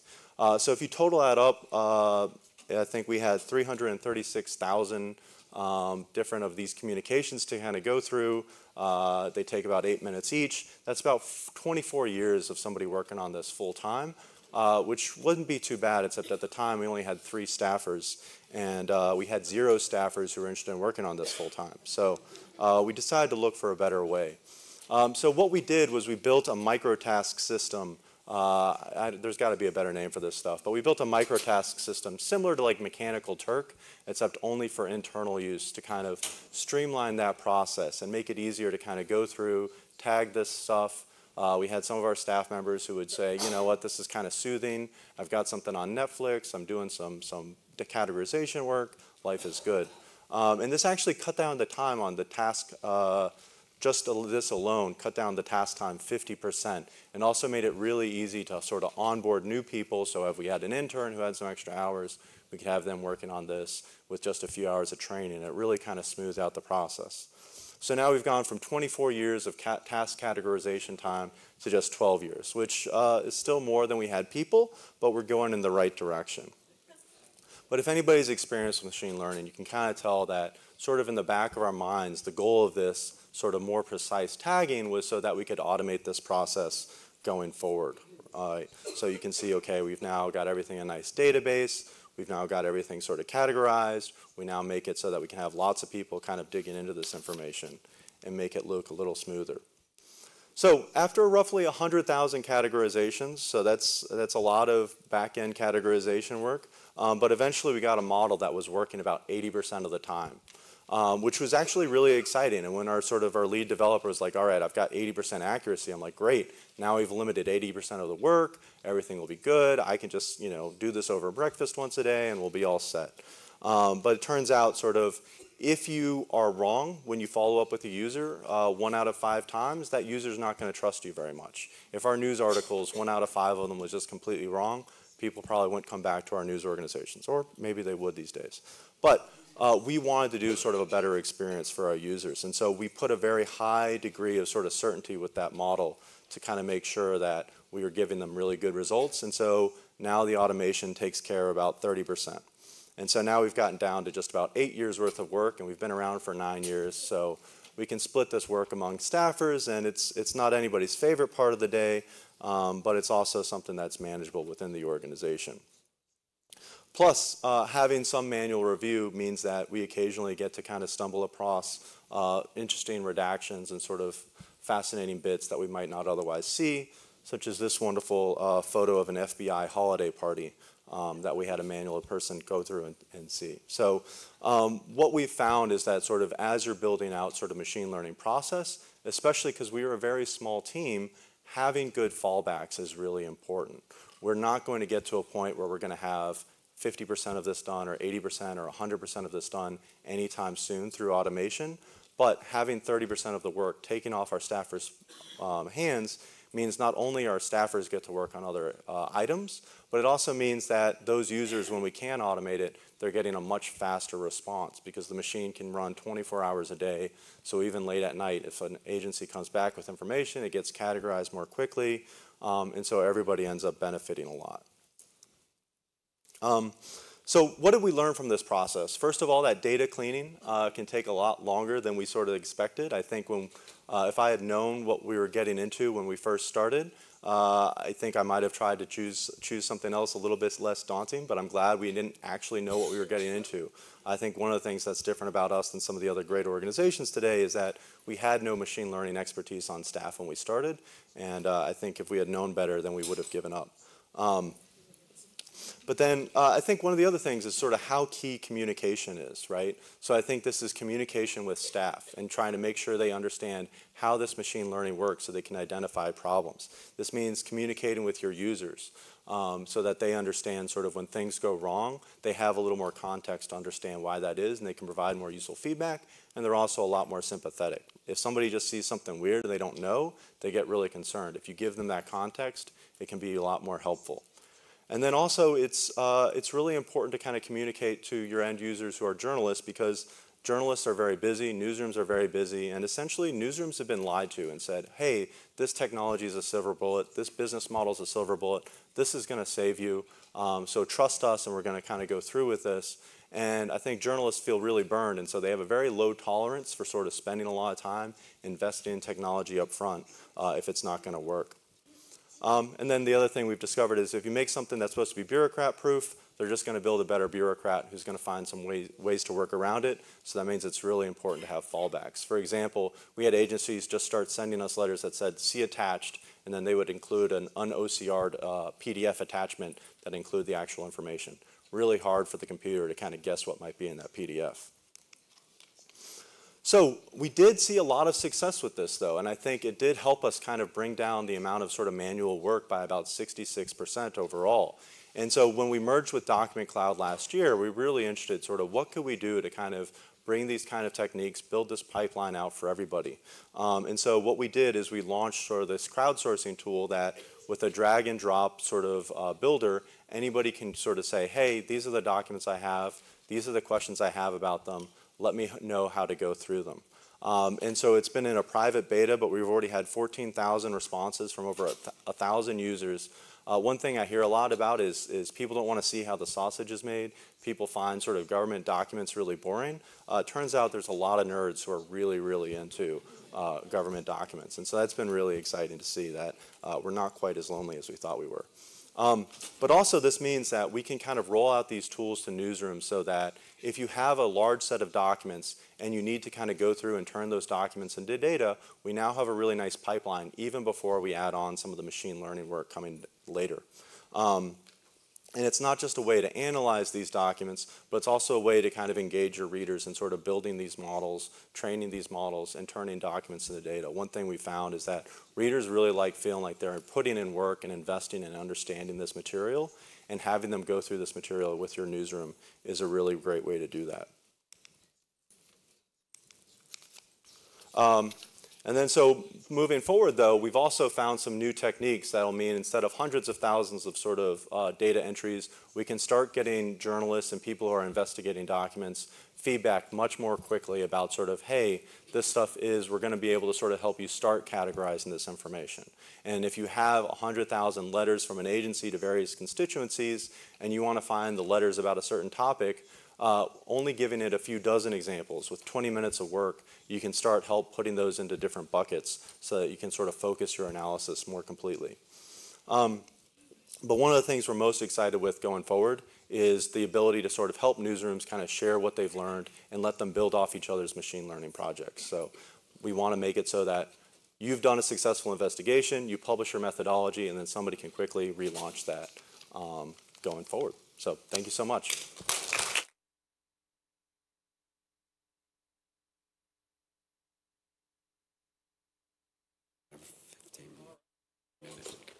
Now we have about 25 minutes or so to talk about the big questions. So invite our panelists up here. No, you can grab a seat. I think you have to stand, Nick. No, he should. I got one. Make Clay stand. This works. So I kind of want to dive right into what I think is often a frame that gets brought up. I'm good, thanks. Often a frame that gets brought up with respect to AI in the news is, aren't these systems going to take jobs away from journalists? I think we heard plenty of examples today from you all about how that might not be the case. But I wanted to pose it as a question to you all now. Are you hiring or firing? Are jobs going away? Are we creating new jobs? Why don't we decide to get away from that framing, Nick? Well, tell us about the jobs that are being created. And as you were saying earlier, I mean, it's really very much, and you made a very good point, like it's about the intention. I mean, we're looking to make journalists' jobs easier, and instead of having them do essentially stenography work or the clerical work of transcribing a video or that sort of, we want our journalists out interviewing people and thinking and digging through documents and all of that kind of stuff. But to the point, I do think certainly the importance of data literacy. I mean, it's never been more important, and it does create new jobs for data management and things of that nature. But I mean, we absolutely have, it's been about shifting jobs rather than eliminating them. Yeah, Nick, and I'll once again echo what Lisa is saying. And Bloomberg is hiring. You know, the jobs that people used to do were very repetitive, sending headlines, and now we can have computers do that. So their jobs are evolving and transitioning into new roles that are coming up that are more valuable within the newsroom, as opposed to things that computers can do now. So let's talk about that transition a little bit. I mean, what kind of skills do journalists need to learn in order to work with these new tools and technologies? Well, I think for the most part, we've seen a lot of people say, well, oh, you need to code and you need to do a lot of other things. But I think the big thing you need to have an understanding of is just what coding is, what Python is, what data is, how you can use it, how are models created, and what can AI and machine learning do, and what can't it do.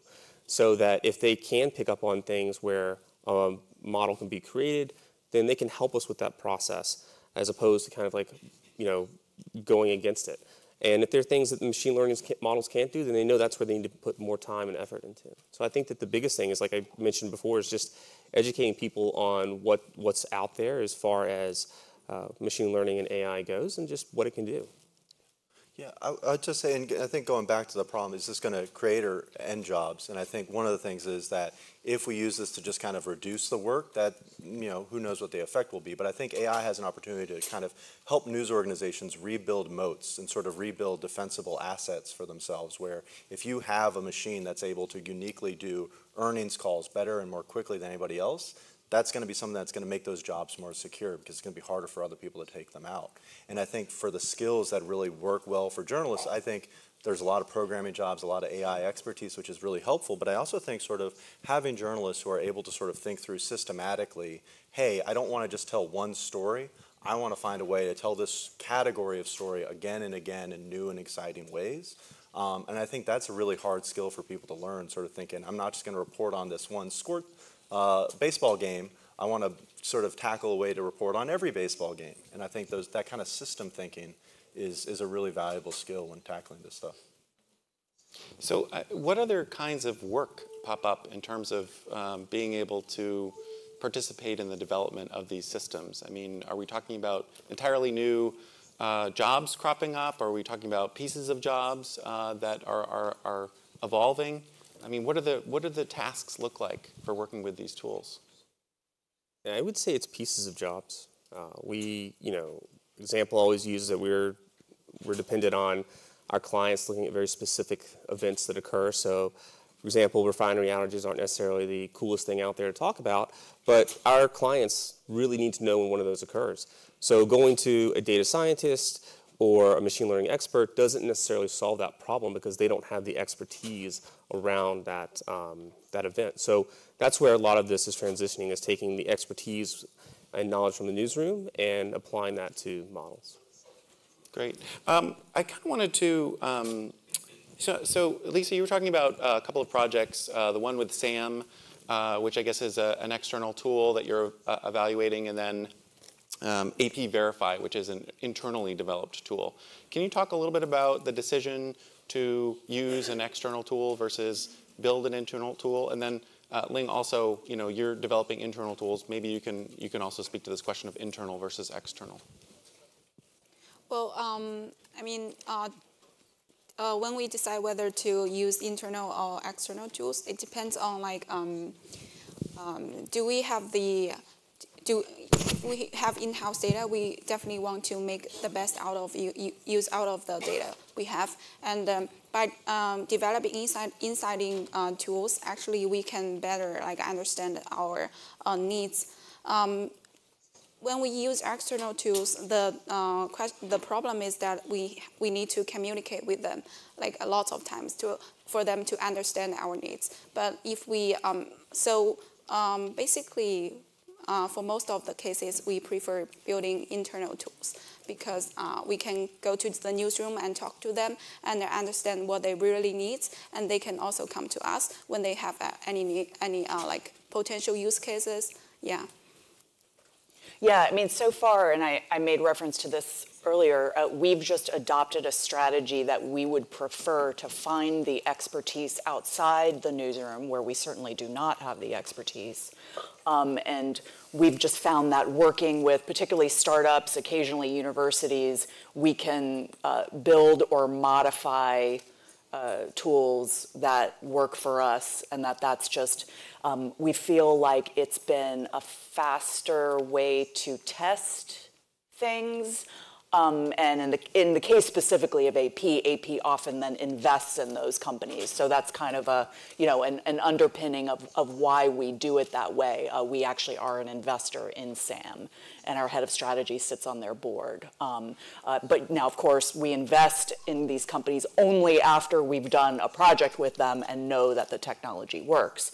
But we've found that approach enables us to be more nimble, and we don't have to, because newsrooms ask me all the time, we don't have a big technology budget, we don't have any R&D budget, we don't have a big tools budget, what do we do?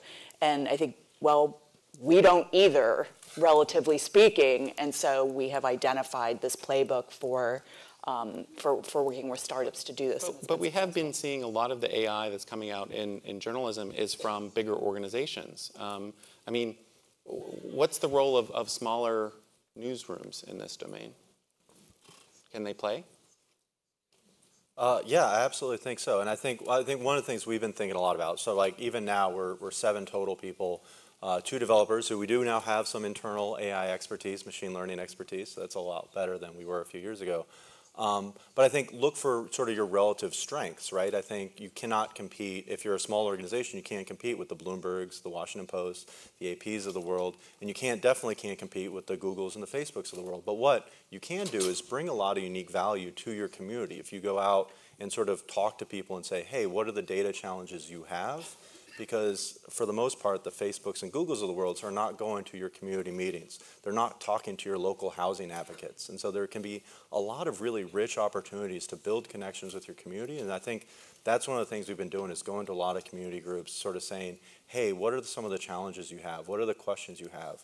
Show us the processes you look at when you look at housing equity, when you look at other areas. And then there's huge opportunities, even without a lot of technical expertise. Just paying attention and bringing what you have to those communities can build a lot of value and trust. And I'll just add real quickly, there are smaller newsrooms all over the world who are using these technologies, and even small newsrooms can identify startups at the local university to work with them on developing some of the systems. And I mean, one of the things, there is nothing more glamorous right now than metadata and the archive. Now, every newsroom here has an archive, whether it's text, photo, video, whatever it is. Now replace that word archive with the term training data. That is valuable. What you have is valuable, even if you're a small newsroom. And so I think it's not necessarily just about having a big budget for these things. It's about thinking strategically about how, what are the problems you want to solve and how can you do that? So I think we have some time to open it up to audience questions. Yes. They are. Oops. Almost. Hi, Julio Sanchez, Prodigioso Volcan, Mexico. This is a question for Ling. You work with ARC Publishing, right, at the Post.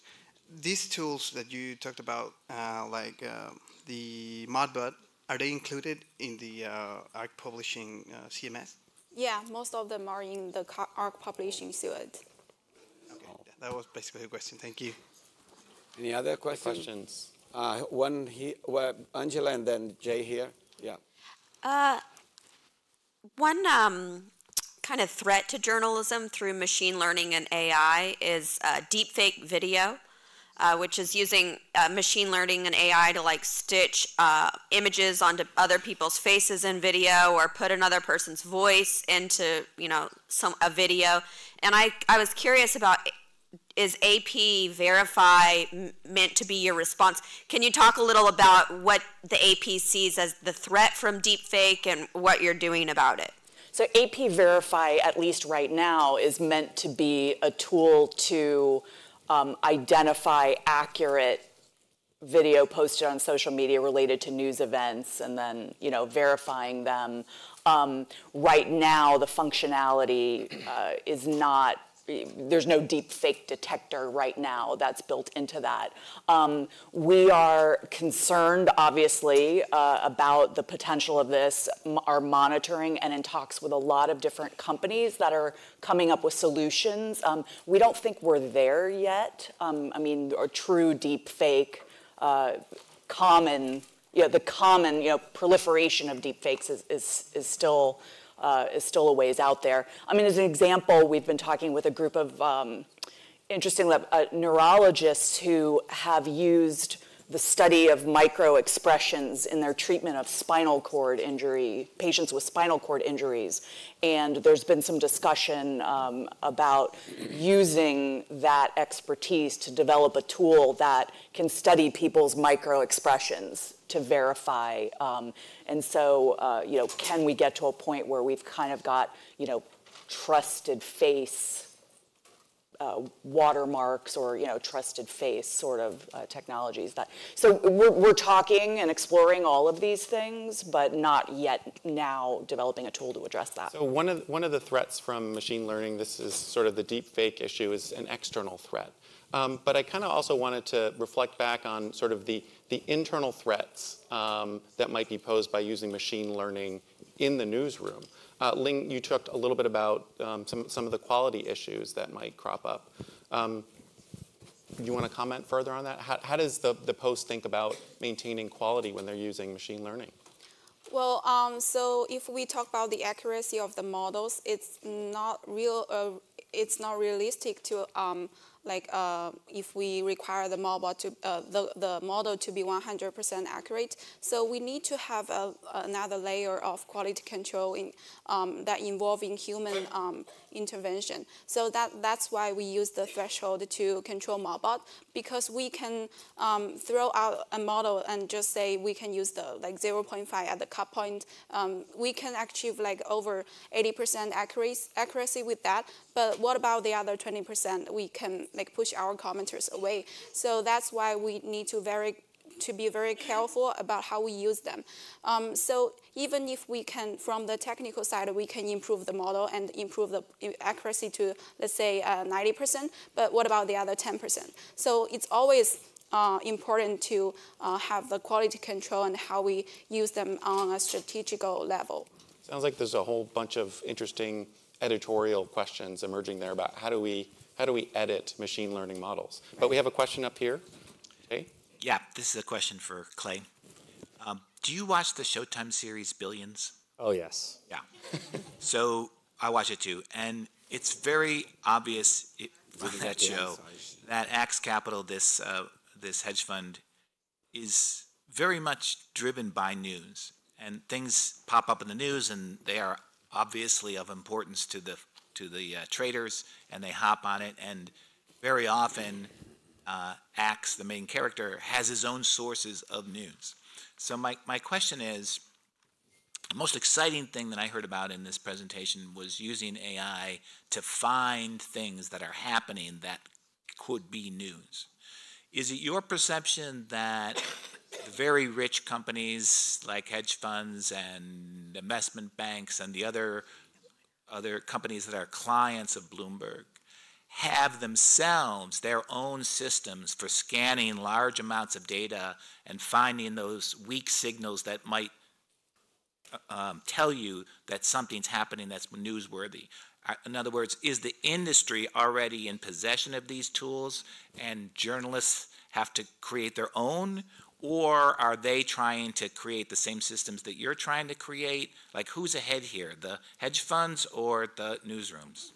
Well, you really got me on the spot there. So what I would say is that it's kind of like the issue we all deal with spam. It's as good as your inbox is, eventually the spam will hop ahead and you'll get a couple of those. And the same thing goes with what you're describing, within journalism and Bloomberg and our clients, they'll jump ahead, we'll jump ahead as far as, who's better at finding these particular events. But a lot of these funds are quant funds, and that's what they do. They create models to detect things that they can trade off of. And that's been going on for a long time. And as more things are becoming machine readable, the more signals and the more opportunity that they have, but also the more opportunity that we have too. So I think that while they are out there trying to do the same things that we are, they're not able to think of everything that we do, and they're not able to have the same sources that journalists do. So I think there is kind of we're both running in the same direction, but we're not necessarily running on the same road. You know, I think that's a good way to kind of look at it. But yes, I mean, that is a great show, and they are definitely using signals to try and pick up things, but it's been going on for a long, long time. I have a question over here from Elf. Thank you for a very rich discussion. So I'm going to play the devil's advocate because I do sense a little bit of techno-utopianism here that reminds me of panels at ISOJ around blogging and social media, and I've been just as guilty of that as anybody else. So I want to ask you something. What's your worst dark forest prediction for AI crushing the news? Whoa. Facebook. Yeah. Well, I mean, the Facebook recommendation algorithm and the way that it tunes into different signals from users and how that algorithm amplifies perhaps some of the worst things about human psychology. I think the biggest danger is around algorithm-driven distribution, which of course we haven't, talked about here. It's been more about the practical application. But even within that, the slide Rosenthal refused to let me get to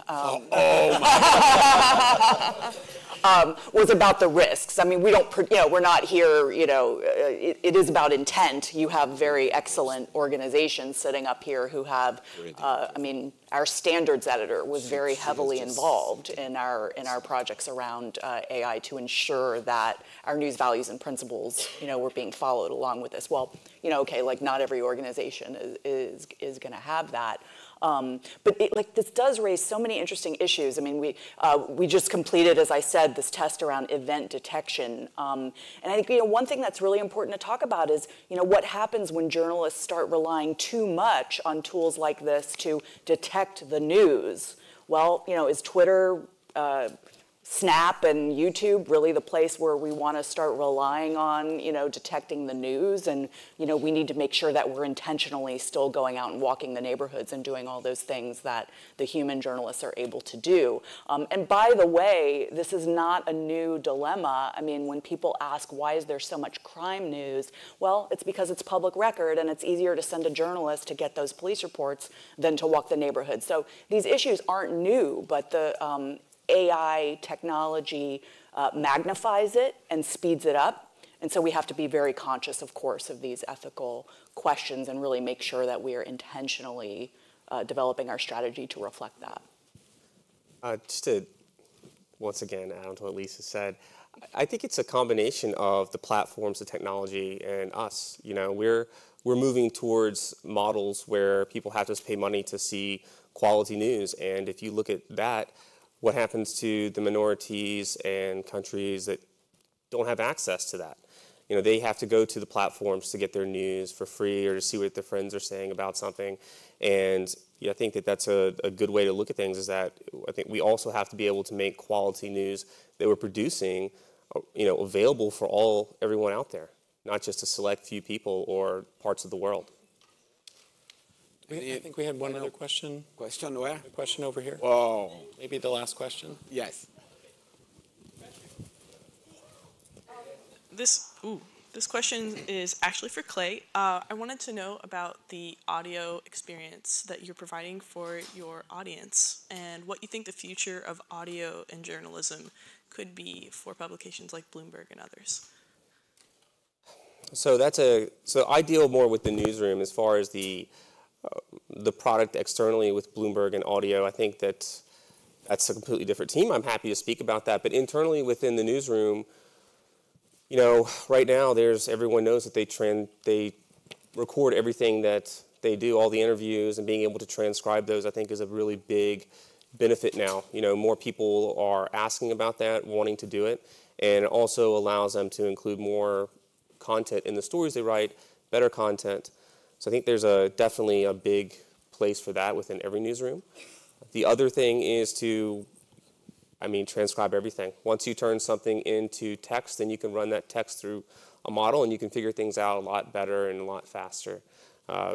As far as monetizing voice, I think there's a lot to figure out there. You perform a search on Google, there's advertising. You do a search on Alexa, there's an answer. You don't know where that answer came from half the time, most of the time. I'm not just picking on Alexa and just in general. And you don't know not only where it came from, but there's no monetization around that. You go to get your weather on the Weather Channel, there's advertising there, there's rationale behind why people would do that, and you know exactly where it came from. I asked Siri this morning what the weather was going to be. So I could take one of those cool scooters they have laying literally everywhere around the city here, and it just told me what the weather was. I don't know where it came from, and I think that's one of the big issues that I think all these big major organizations are going to have to tackle is the monetization and the transparency around the answers and that they're giving to questions. All right, thank you very much. This was a great panel. We're going to have a brief coffee break, very, very brief, and then we're going to come here for the Saving Local News in the U.S. And I want to thank our sponsors, Knight Foundation, Chorus by Vox Media, the Dallas Morning News, Facebook Journalism Project, Google News Initiative, Luminate, Microsoft News, Open Society, and Univision. Yay! All right, so a brief coffee break. Thank you.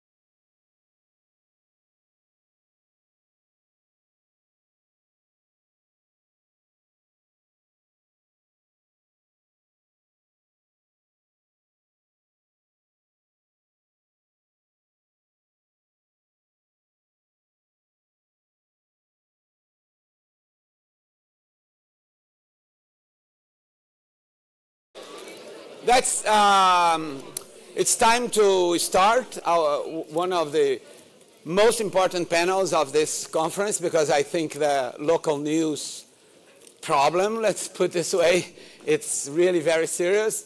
I have local news before they come up. A female left this at the bathroom. It's a car key. You know, this kind of local, very local, useful, practical news. So if the person, what's that? First floor. It was in the first floor bathroom. So if you see someone crazy, it's going to be in the, I mean crazy looking for this. You say it's in the desk, in the reception desk. So how can I introduce Jennifer Preston? Jennifer Preston is awesome. She came to this conference 10 years ago when she was the first social media editor of the New York Times. And she, it seems that sincerely loved this conference. And 9 years ago. Okay, accuracy, 9 years ago. And she really loved the conference. And since then, even before she became the powerful vice president of Knight Foundation for Journalism, she was a fan of the conference and a supporter who was helping me to put this together. So Jennifer will introduce the panel. Thank you very much.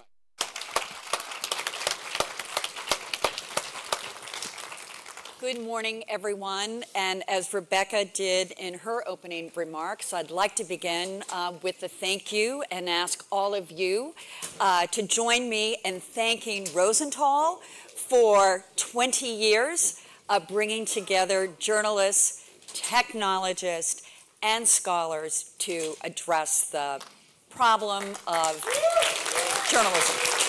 Thank you. Thank you. So after I joined Knight Foundation almost 5 years ago, Alberto Ibargüen, the CEO and president of Knight Foundation and former publisher of the Miami Herald, asked me to travel around the country, asked me to talk to publishers and editors and the entrepreneurs who were creating new models for journalism, such as the Voice of San Diego and Evan Smith right here in Austin at the Texas Tribune.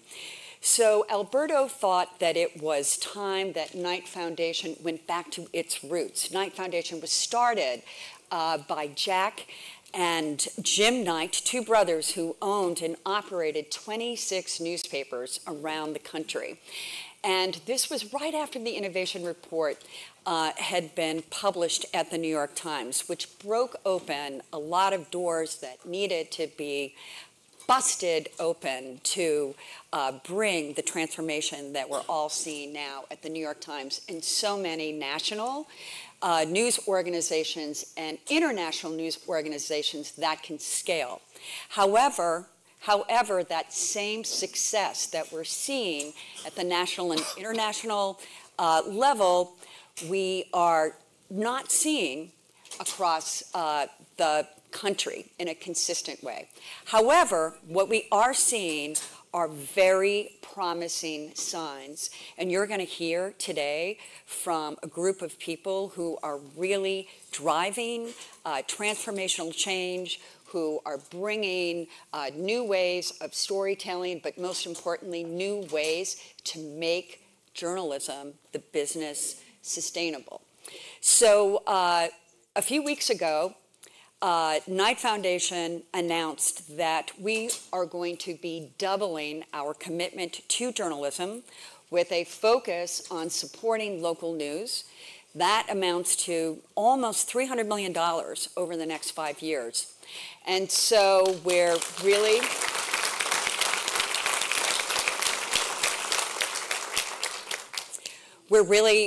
thrilled. We announced some very important initial investments to Report for America, to the Reporters Committee for Freedom of the Press, which that investment includes adding $10 million more to their endowment that supports local legal assistance for journalists so that there will not be journalists who will be unable to produce outstanding accountability reporting and investigative reporting because they don't have a lawyer for anything ranging from pre-publication review or to challenge that FOIA request. So we're also made investments in ProPublica to support more local investigative reporting. And we have investments coming that will address the very big problem that we continue to have in this country, and that is the lack of diversity in our newsrooms, a lack of focus and commitment to build trust and to serve underserved communities. But today, what I'm really excited to share with you, and then for the discussion, just some real pioneers, people who are making a difference. And so we're going to first hear from Jim Brady. Jim Brady needs no introduction to anyone in this room. Ryan Nave, who's the editor-in-chief of Mississippi Today. Tasneem Raja, who has a really exciting story to tell you from Tyler, Texas, and John Thornton, who is the co-founder with Elizabeth Green of Chalkbeat, and what I think is the most exciting, promising pathway for local news, and that is the American Journalism Project. So let me please introduce you, turn this over to Jim Brady.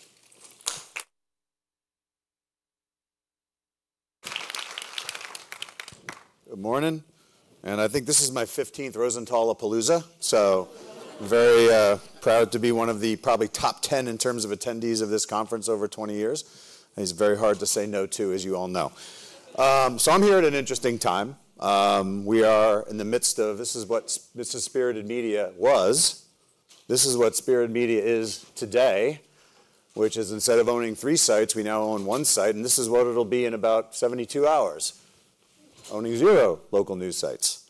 So we sold, so with that context, I think one of the reasons I thought at the timing was interesting and why I wasn't sure I wanted to do it was like, what's my opinion on where we are in local as a guy who is now trying to get out of the daily local publishing business? And my answer is, damn right we can still make this work. I will tell you, and I'll explain a little bit about why we're selling and what the reasons were and some of the mistakes that led to the fact that we were in that position.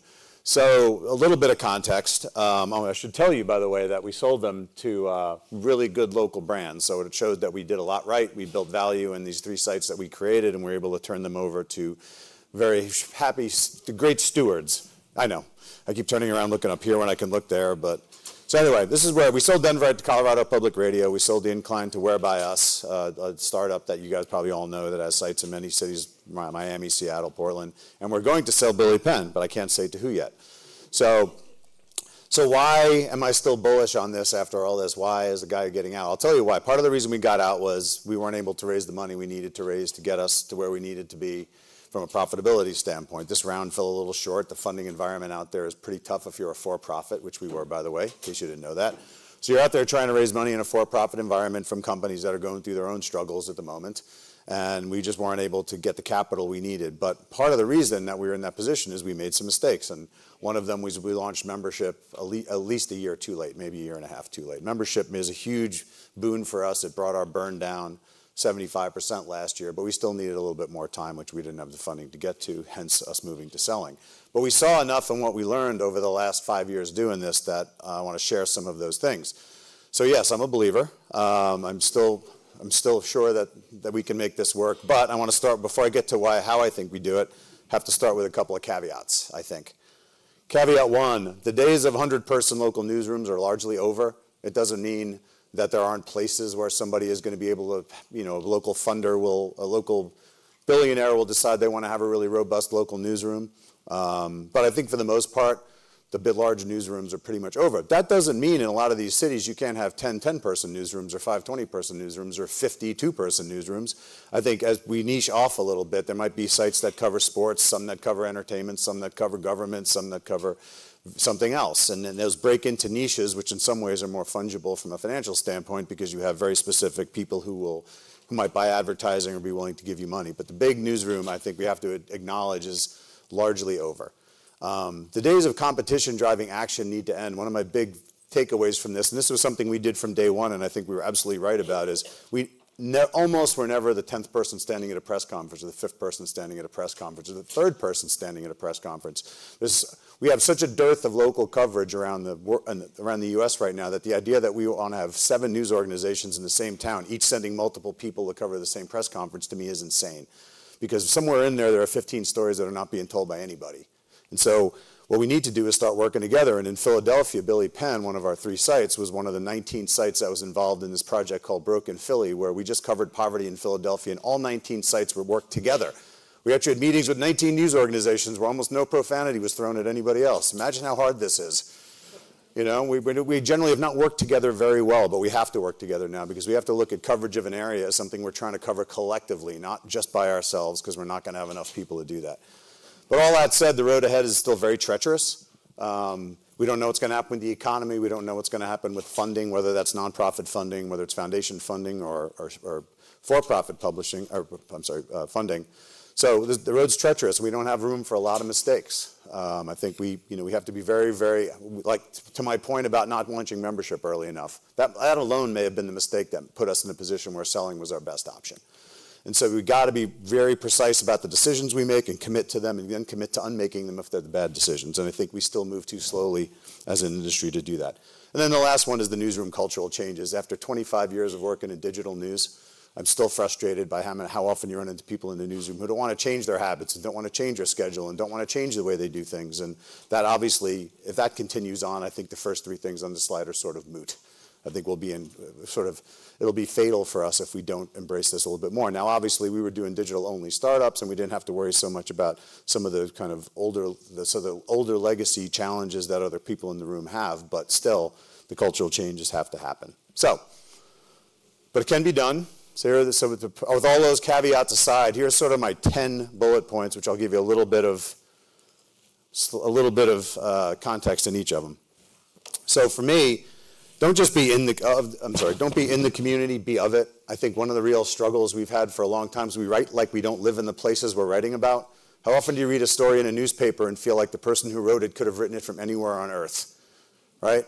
If you live in Austin, you should write like you know Austin and you have a familiarity with it. And I think we don't do that yet. We do it. We did it at the sites we're in, and I think there's a lot of startups that have embraced the idea that we have to be of this community, not just in it. But I still think in the legacy side of things, there's still a little bit of a sense of we want to be kind of on the side reporting, but not really involved in it. And I think that's a fatal mistake for some of the reasons I'm going to get into shortly here. 2, focus on the consumer always and in all ways. And that doesn't mean, it means a lot of things, right? It means some of the obvious stuff. Use Harken to gather questions that you can answer, you have your newsroom answer. There's lots of tools you can use, commenting tools, to get people involved in what it is that you do, but it's not just that. It's also understanding that you actually have to deliver to where they are, which is delivering to mobile devices. We don't even think, when we think about serving the consumer, we sometimes think about providing information that's useful to them. Is this working? Am I getting into this? All right. Keep changing. All right. Perfect. So, but there's also user experience, right? We still treat the user like we want you. Now it's falling apart. All right. Is that? I've been in tech. Somehow the mic is still a mystery to me. So it's about serving consumers where they are. It's about serving them fairly by providing user experiences that are not abusive, which they are borderline abusive in a lot of cases. Because, again, we're going to need these consumers to basically fund us down the road. And so stop worrying about how much you can monetize a single visit and start figuring out how you can get people to just have lots of visits and monetize them a little bit less on every visit. Build a long-term relationship with them. And so it's focusing them in all ways. It's not just involving them in the process. 3, have a point of view and communicate it. And this one is always controversial because people think that means a political point of view. It does not mean a political point of view necessarily, although it can. What it means is you just have a point of view for what your site is about. So for Billy Penn in Philly, it was really Philadelphia is a wild, crazy, flawed, wonderful city, and we all want it to be better. How do we go about doing that? We don't go into it with the idea that everybody's going to agree on exactly what that is, but we all agree that that's the goal. The goal is a better city, and we all acknowledge the weirdness of this place at times. And I think you have to be clear about what you're about. It can't just be you come here to find out what happened yesterday. In my opinion, it's got to be more than that. It's got to be much more connected as a sense of place. 4, value. You know, I think you got to produce journalism of value, not of quantity. I think we got into this volume game, which was, and I don't know that, we all probably got into it to some extent. I never was in it as much as I think others had to be in it, which is you have to produce a lot of stuff. If I make more journalism every day, the math works better. I think we've proven at this point, based on what's happening with economics of journalism, that's not the answer. Writing 3 really well-reported stories a day about the community is going to get you more audience and more loyalty down the road than rewriting 20 pieces other people in town wrote on a given day. You've got to have your own voice. You've got to be able to find the white space in the coverage in your area, and you've got to do those stories. But this is not a quantity game, local journalism. Maybe it's at a national level where you're trying to generate enough ad revenue. That's the way to go. But it's not at a local level. You've got to have a sense of place. Metrics. Don't do impressions or page views. I know that that's a hard argument to make for people who are fully based in the ad model, and maybe you can't get out of that particular cycle of hell. But if you cannot do page views as your core metric, that is a wonderful way to go through life, I will tell you, because we never made page views the core metric because we were always based in making money on events and making money on membership. So for us, it was the loyalty of the reader that led to revenue, not the quantity of the page views. And to me, a page view spike is like an ice cream sundae. It's a kind of thing that you should be able to see and go like, that's a treat. But if your entire diet is page view spikes, it's a really crappy diet. And it's as we all know from the chasing page views, it's a very unreliable diet. And so if you can focus on getting important stories in front of the right people and having them share it, that will lead to page views, but don't focus on page views as a primary thing. 6, be different. We're in a city that has, keep Austin weird. Don't just be informative. Be surprising. Be essential. Be fun. We stink at fun. In general, in journalism, we stink at fun. It's like sometimes just have fun. Like every year in Pittsburgh on Valentine's Day, we did Pittsburgh-themed Valentine's Day cards. One of them was just, "You are my sunshine because there is none," right? But this gives you a sense of place, like the city you're in, and you can be fun. And yes, you can also do good journalism, but you can also show that you're a human being who has lots of facets, and you can be fun. So 7, don't cover national. You cannot win that. Own your own backyard. If you're a local startup and you ever have national stuff on your site, I would love to know why you think that's a good thing to do. Yes, if Donald Trump comes to your town and you want to report about a national figure coming to town, that's fine. But like writing about national and international news on the site, if you can avoid it, I think is a bad way to go. If you came to any of our sites, you got all local news all the time, period. Remain small, but try to act big. One of the compliments we got a lot for Billy Penn was when we would tell people it was a newsroom of 4, they'd say, "You only have 4 people? It feels like you have like 15, right? That's what I want. Because there's a lot of newsrooms I've been involved in where we had 15 and it felt like 4, right? So use strong curation. Link people to stuff that's interesting in your community, whether you wrote it or not. And just link to it. Don't rewrite it. Be indispensable. Have a good morning newsletter. Have a strong social game. 9, build loyalty and passion and monetize that. If you do the first 8 in this, you start to have an audience that feels connected to what you do and wants to help you survive, right? And you have to be clear with them that you need them to help you survive. So focus on loyalty and passion as a business model if you can do that, because down the road it's a lot more sustainable than an unpredictable ad model. And then 10, which circles back to number 1, don't just be of the people, be with the people. We threw about 75 events last year across our 3 sites. We mingle with thousands of people a year that read our sites, and that also makes them feel more connected. So one of the keys, so really focus on being with them and not reporting from the side. And that's it for me.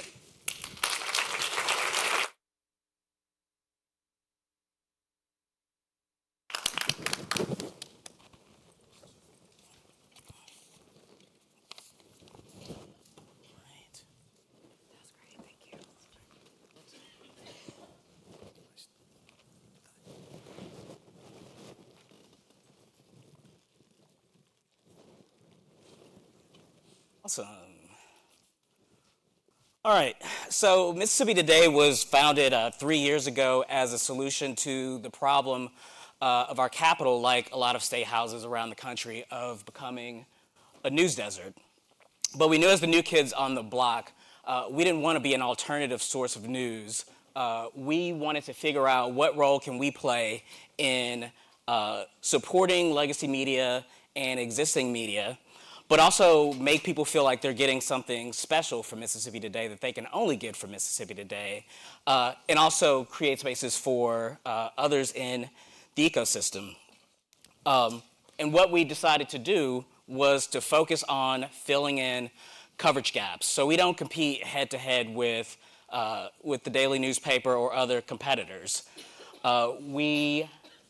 Out of the gate, we doubled the number of reporters who are covering the Mississippi Capitol full-time. We have 5 reporters who are there full-time on a given session day. And on any session day in particular, all of our reporters may be in and out of the building, flooding the zones. I mean, we wanted to cover the hell out of legislative committees that weren't getting coverage anymore. We wanted to cover agencies that weren't getting coverage anymore. And not just the big sexy ones like the Departments of Health and Education and Corrections. You know, we wanted to cover the Mississippi Public Service Commission, which regulates utilities in our state. We wanted to cover the Mississippi Transportation Commission, which is making decisions about infrastructure funding, and obscure agencies like the Office of State Aid Road Construction, which it took us a while to figure out what exactly that was. But it's a very important agency that's involved in local infrastructure funding decisions. And more than anything, Mississippi Today wanted to be the place that really got at the question of why, as we say in Mississippi, are we always first in everything bad and last in everything good? We shouldn't have to brag about diversity, but I'm going to do it. We hire people who look like people who live in our state.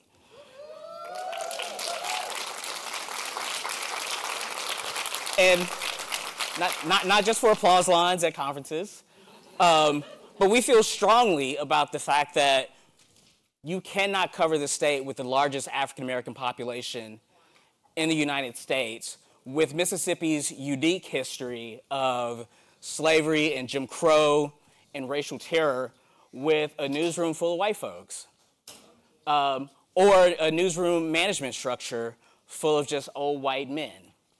And so this is something that we're really proud about, because once you drill down, right, and do data analyses, we will find stories about racial inequity in criminal justice and healthcare and education, but even on stuff like infrastructure. And I swear, like, that's not all we do, but it's a lot of what we do, because infrastructure stories are also stories about racial equity, right? There's stories about poverty, about power, who gets to make decisions for everybody in the state, and who doesn't have the power to make those decisions.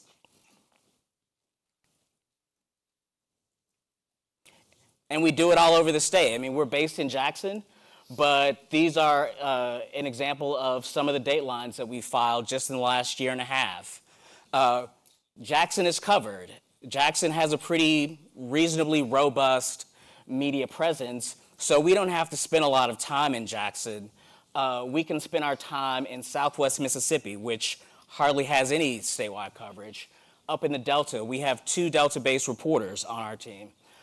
Northeast Mississippi and on the coast. North Central Mississippi, and covering issues like our Choctaw community.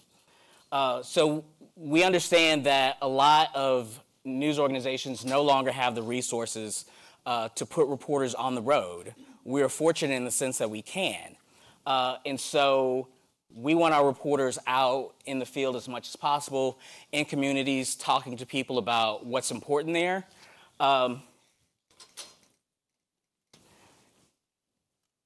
so when we talk to our readers and our members about what they think Mississippi Today adds in terms of value, you'll see a little, some people see us as an alternative, but more than anything, what we hear is that people feel like they get something from Mississippi Today that they don't get from other media.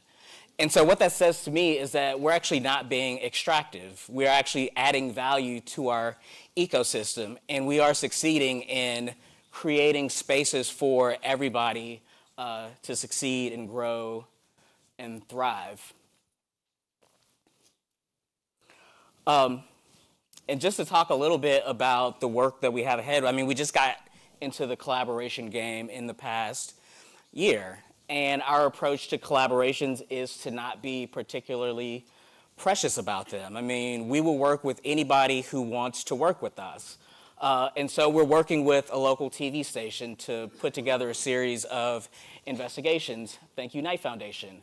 We're working with other journalism nonprofits to do stories around certain issues, in this case, education funding.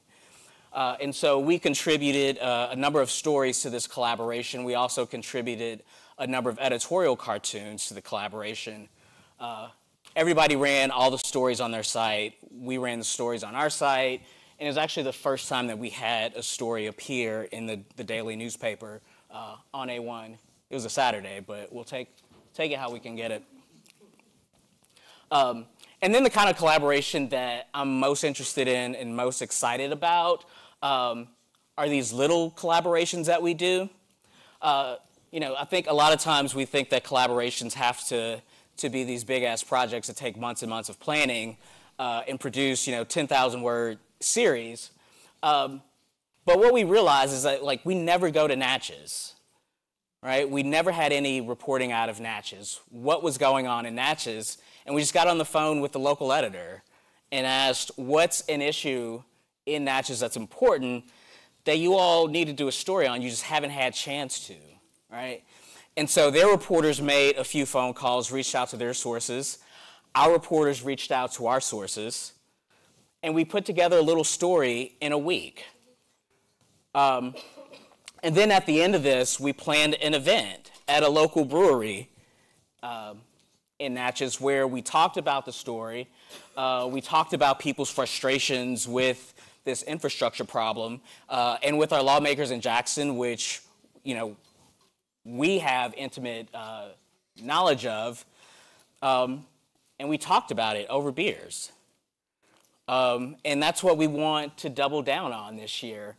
Because of our collaboration with the local TV station, other TV stations are now coming out of the woodwork saying that they want to work with us, right? And we're having conversations about how to structure those differently so that they're not competitive with each other, because TV is still fiercely competitive. We can be all kumbaya and blow up the competitive model if we want. But yeah, we want to have conversations and be deliberate about structuring collaborations in ways so that all boats rise. And so this is really where our focus is right now. Thanks.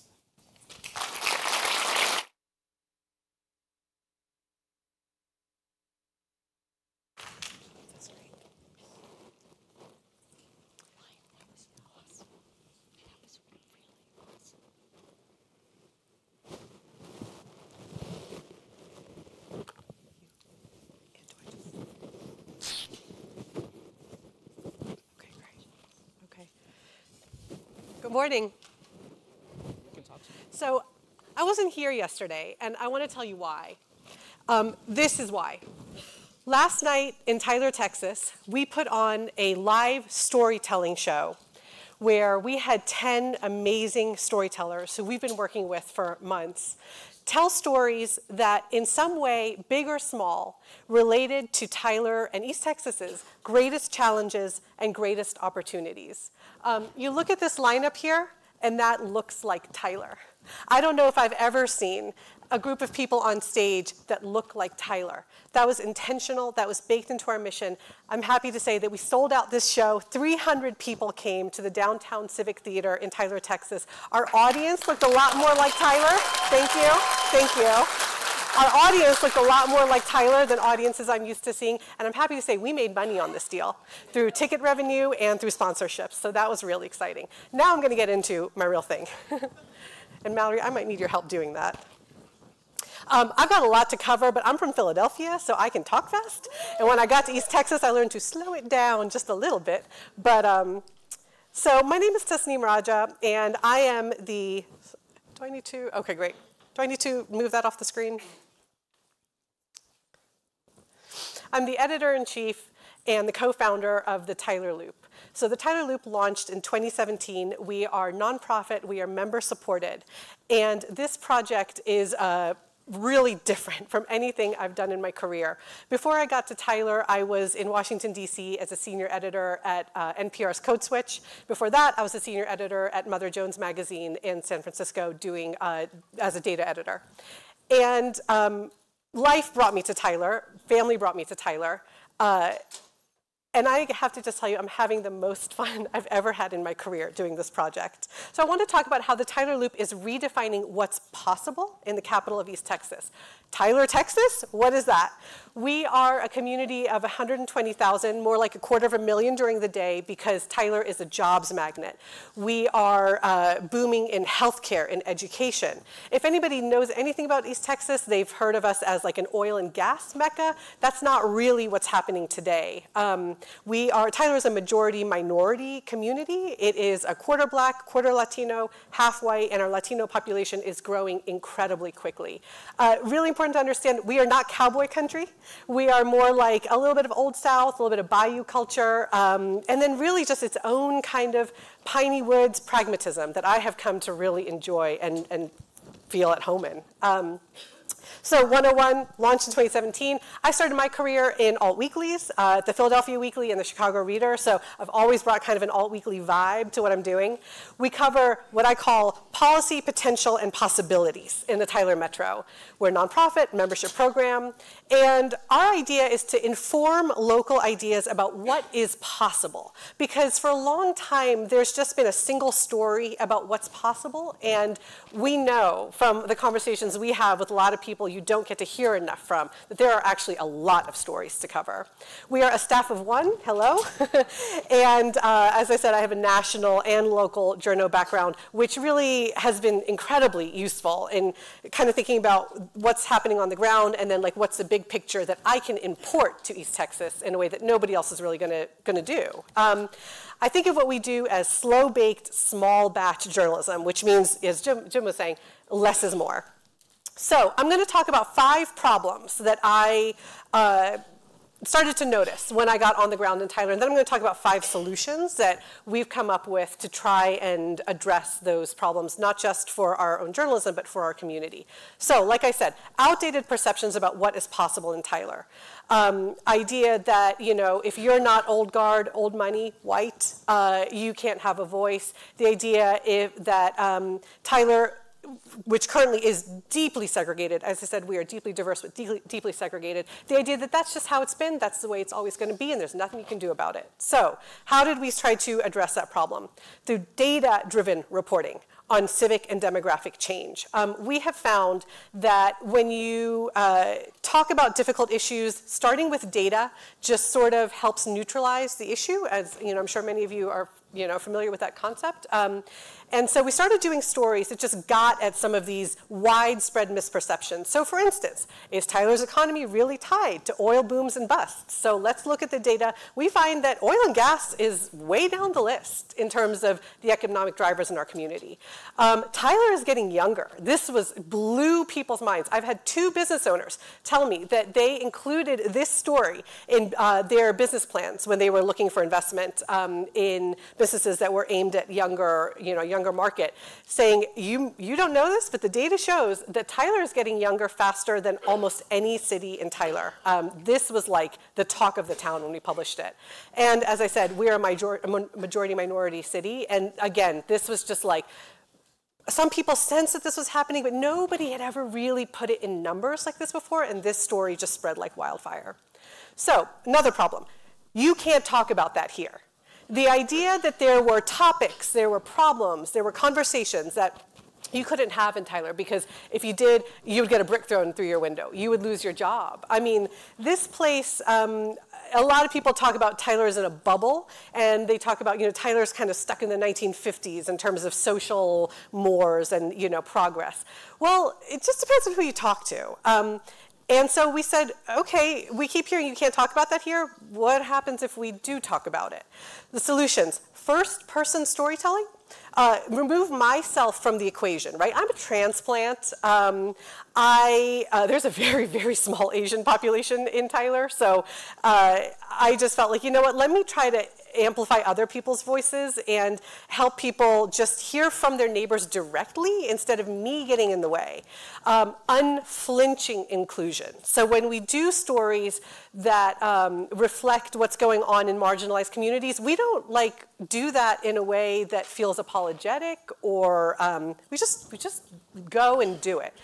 Defang the story. This is something a reader said to me. He said, you know, your stories just have this way of defanging the like biting, you know, national narratives. They just have a way of like removing the poison, but they keep what's important. And that just felt so good to me.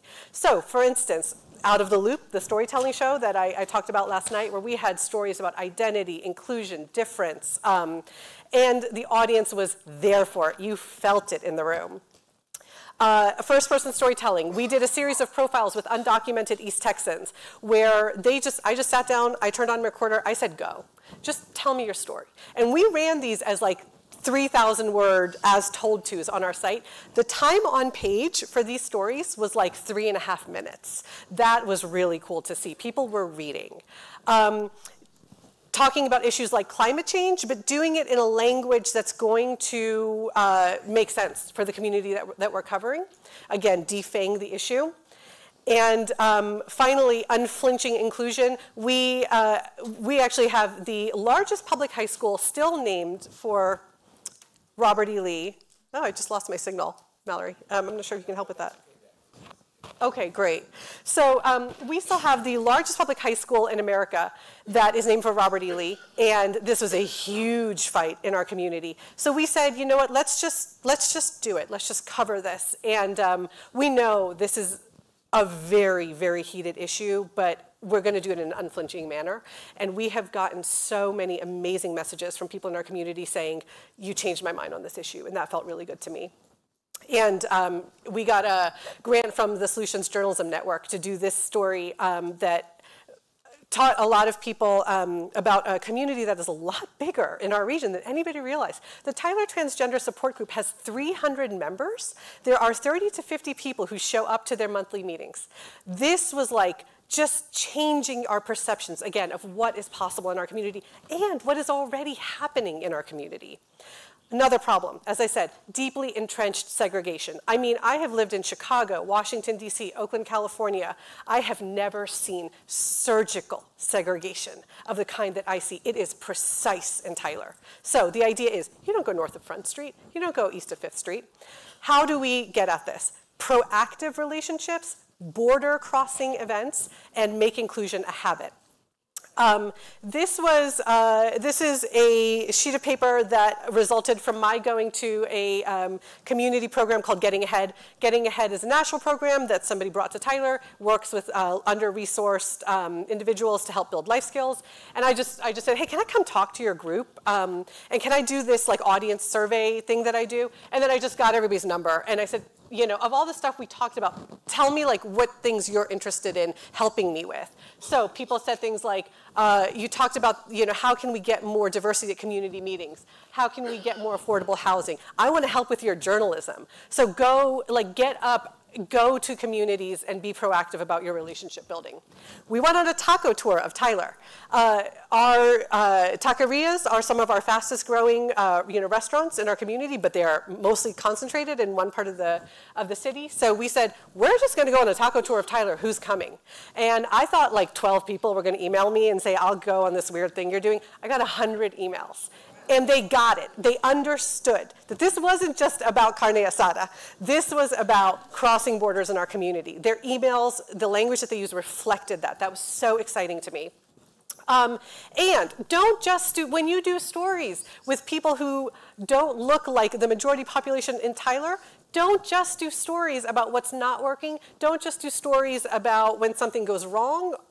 Do stories about people who are leading successful businesses, who are just living life, having careers. This story radically changed the makeup of my email database.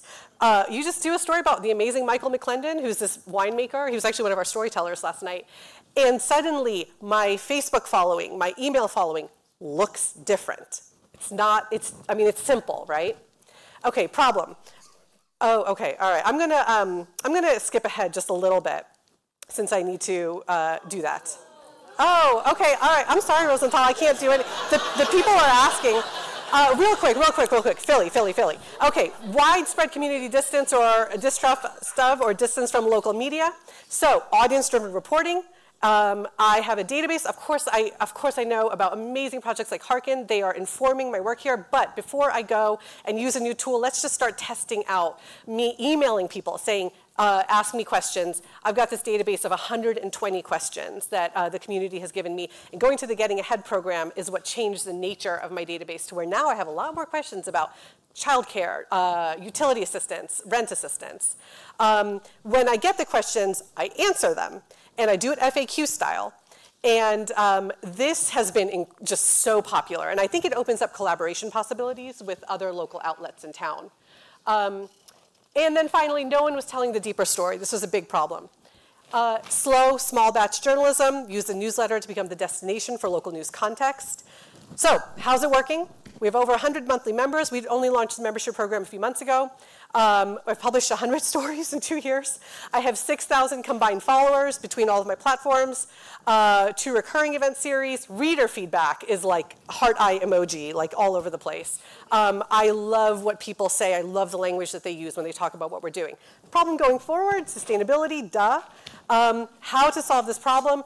Okay, Will Tyler's seasoned philanthropists. We have a deep, deep philanthropic tradition in Tyler.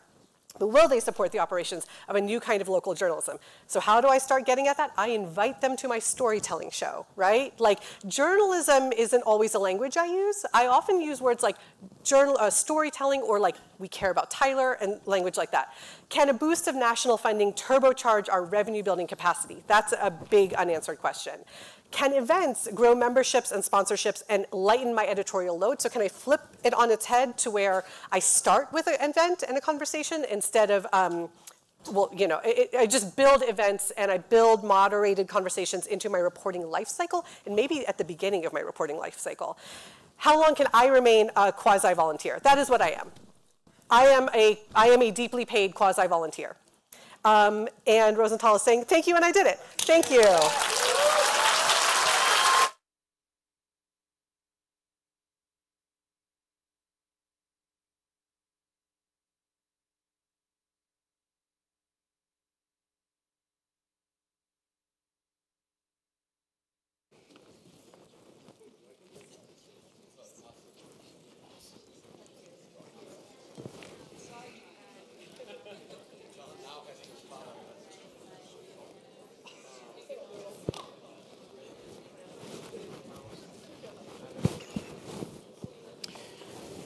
Well, as my mentor in political fundraising used to say, well, shit.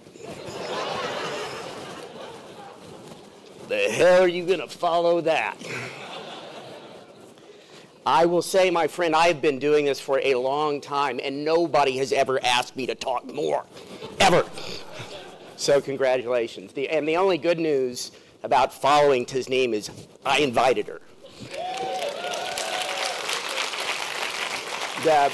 One of the oldest lines in Hollywood is never follow kids or animals. And so now we're going to add never follow Tasneem Raj on stage. It's an amazing story. And it's what gets us up in the morning right now, is there are more and more and more stories like it. Not exactly like that. But it is because we need to think about our local news institutions as fundamentally civic rather than commercial that we began the American Journalism Project. And I can't think of a more sort of emblematic enterprise than the one you're undertaking in Tyler. So we're eager to learn more. I'm going to try to go fast. I'm going to try to stay on time for 3 reasons. One, I learned a lot yesterday, a lot. And one of the most hopeful things I learned was just how deep and urgent the audiovisual crisis at the American Journalism Project is, which is another way of saying our slides suck. They're terrible. And so I don't know when you guys have the time to make these beautiful decks, but we don't have one, and so I'm going to try you not to subject you to them. I say hopeful, though, because we've raised $42 million in a little about 9 months with a really crappy deck. And so that must mean that we're in a moment. And we do think we're in a moment where, again, our society is coming to realize the importance of local news and that our local news institutions need to be thought of as fundamentally civic rather than commercial. Second reason I'm going to stay on time is to stay in the good graces of this guy. Rosenthal, I met with Rosenthal on September 15th of 2008, which was the day Lehman Brothers filed for bankruptcy. And I said, we're going to do this nonprofit thing we think we may call the Texas Tribune. And he said, I'm in. Didn't know me from Adam. There was no Evan Smith at that moment. There was nothing. I don't know what Portuguese is for I'm in, but it's the way this guy has lived his life, and you've been our champion and our conscience and our spirit animal, and I can't thank you enough.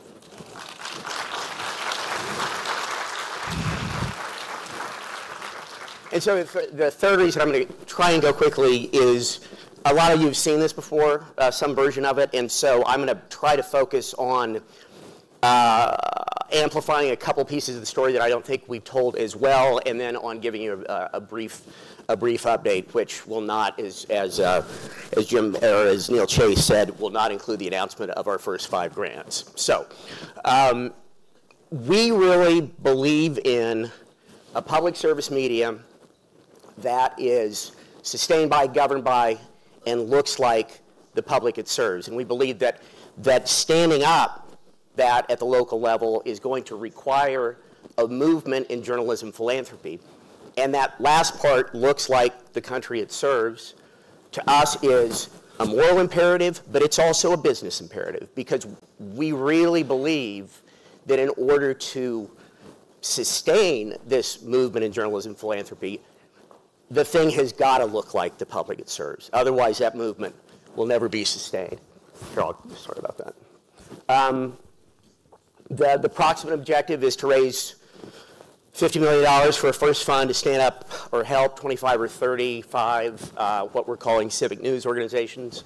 We've raised, as I said, $42 million to date.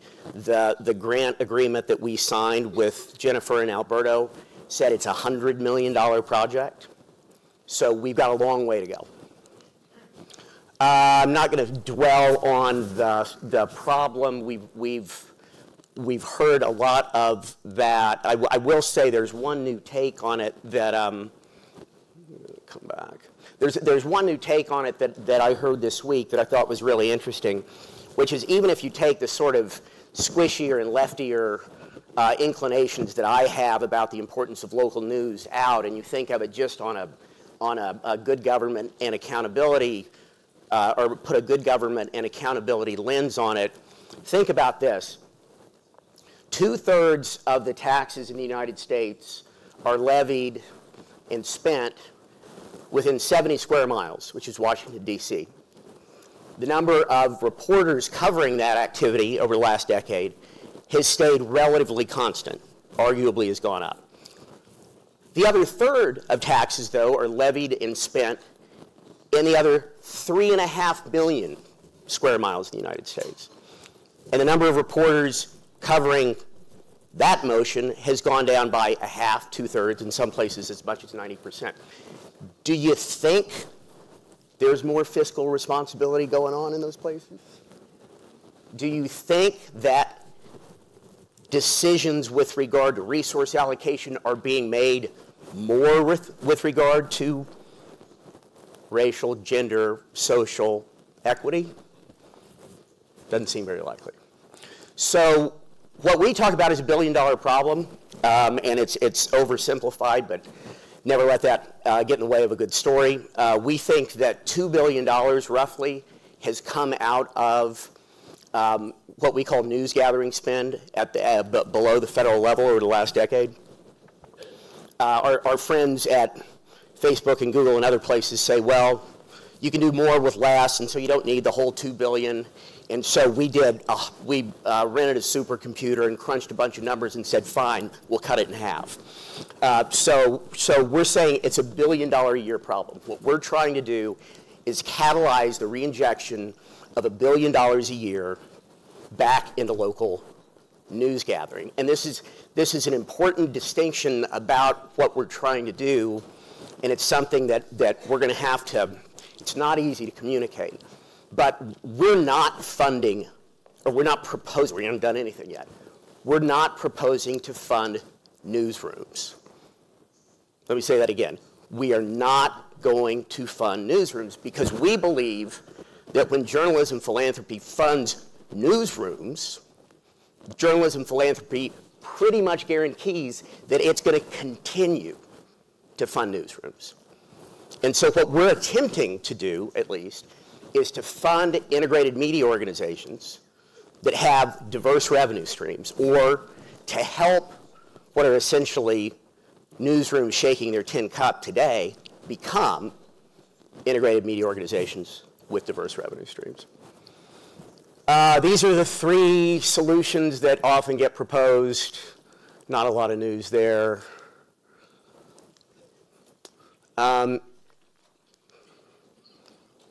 Lots of hooray about Chalkbeat in the Texas Tribune. This is, I think, really kind of the most exciting, in some ways, data we have today, which is that this is where the growth is. Nonprofit news organizations at the local level, particularly, this is where, you know, an infinite percentage of the growth in the local news ecosystem is today. Started on a small base.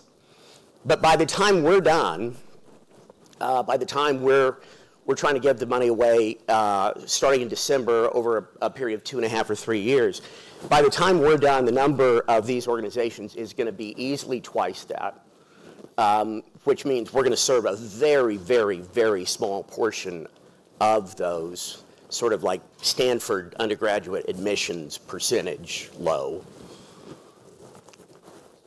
And it's, as I said, it's a small base, but 10 years ago, when we started the Tribune, we sort of got patted on the head, and all the brilliant people in the news media said, this is kind of cute, but this is just a particularly bad recession. We're going to fix this. Maybe nonprofit news will represent a bridge to, you know, some greater thing. Kind of a French fry. 10 years later, I'm here to tell you, it ain't the French fry. Nonprofit news is going to have to solve a big part of our local news problem. And if you think it's trivial, consider this. Sue Cross at INN, her membership's aggregate budget in 2018 was about $400 million.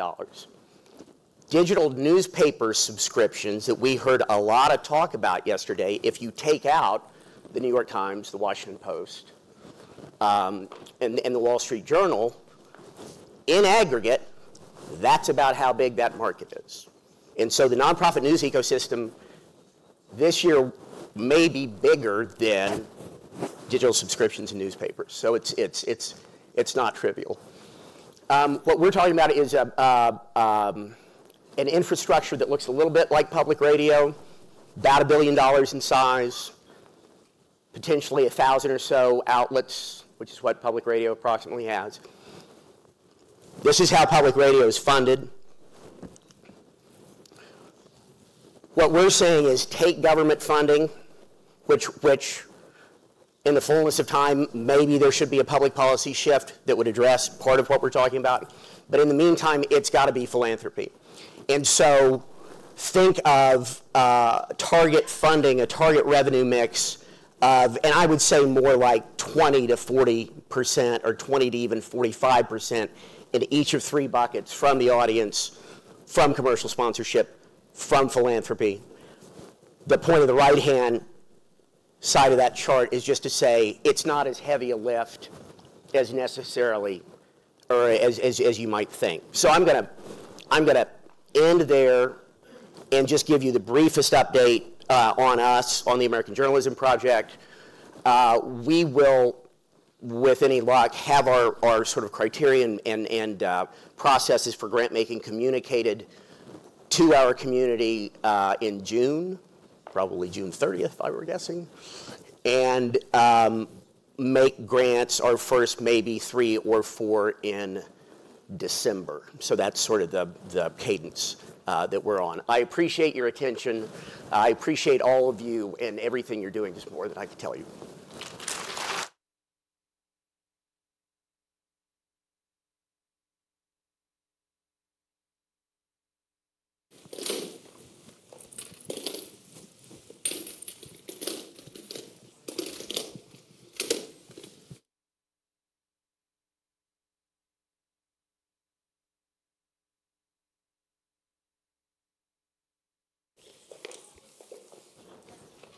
See, I told you there were positive signs. I told you there was going to be a future for local news.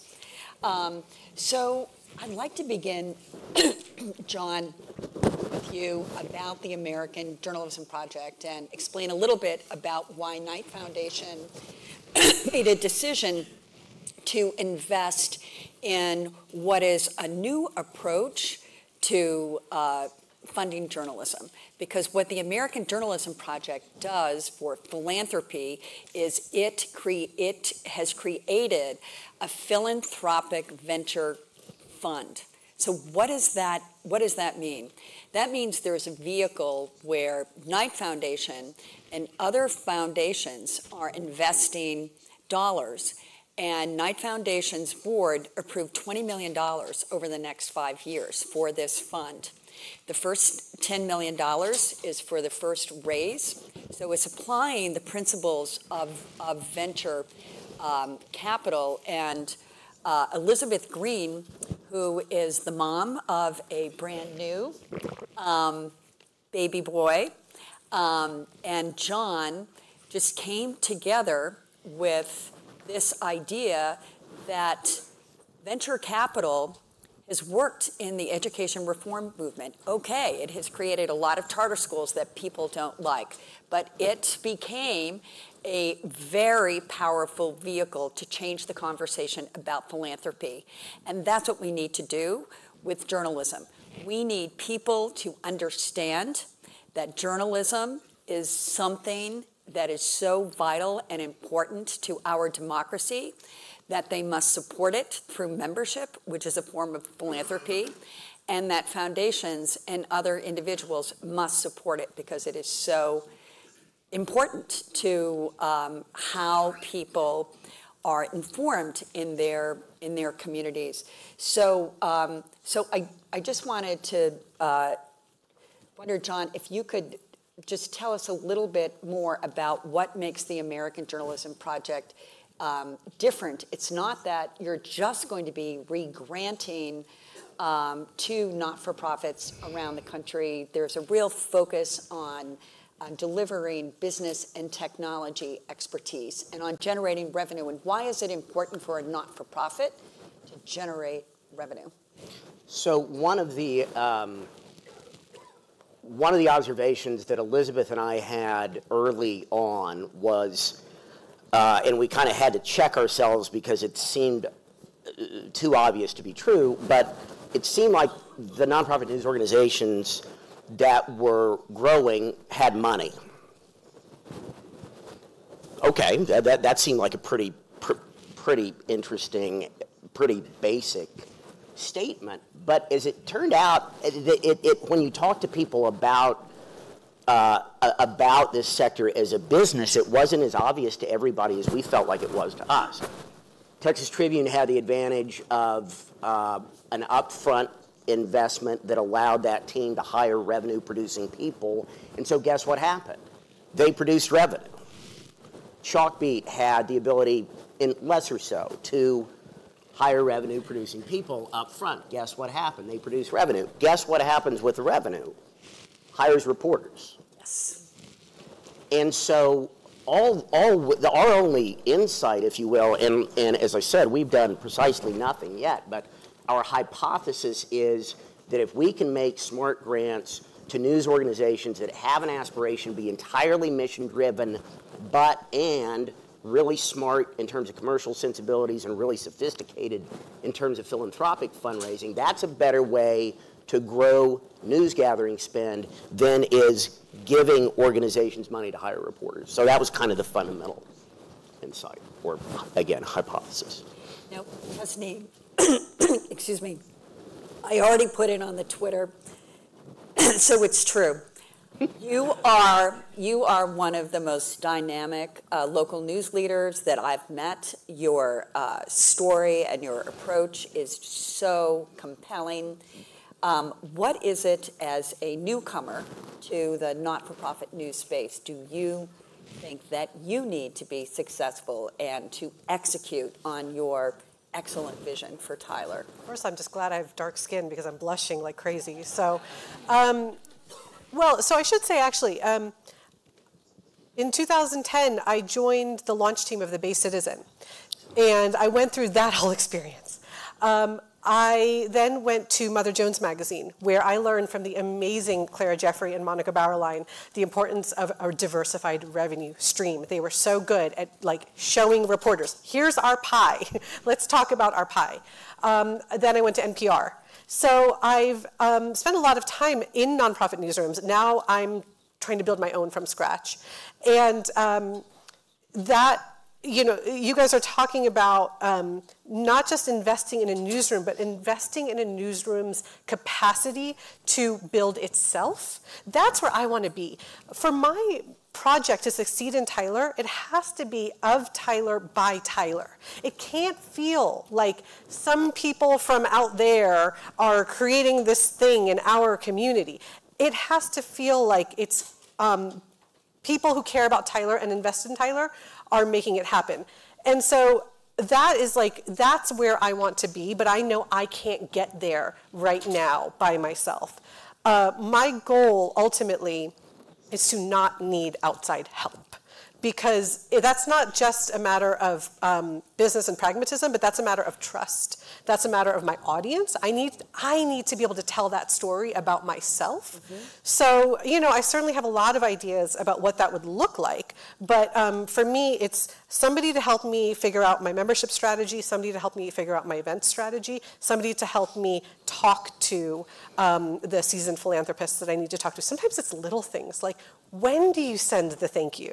When do you approach this person? If I just had someone I could talk to about this stuff, that would help. Well, I'm so delighted that you're going to be joining the Institute for Not-for-Profit News, because one of the programs that Knight Foundation, Democracy Fund, the MacArthur Foundation, Ethics and Excellence, and others fund helps not-for-profit organizations learn how to do that through a matching gifts program called Newsmatch. It's great. So you will be part of Newsmatch in 2019, but Newsmatch is not just a matching gifts program at the end of December. It is, in fact, a whole pathway that you can start right now that will help you build that email list, that will help you build that database of individual donors and will guide you on how to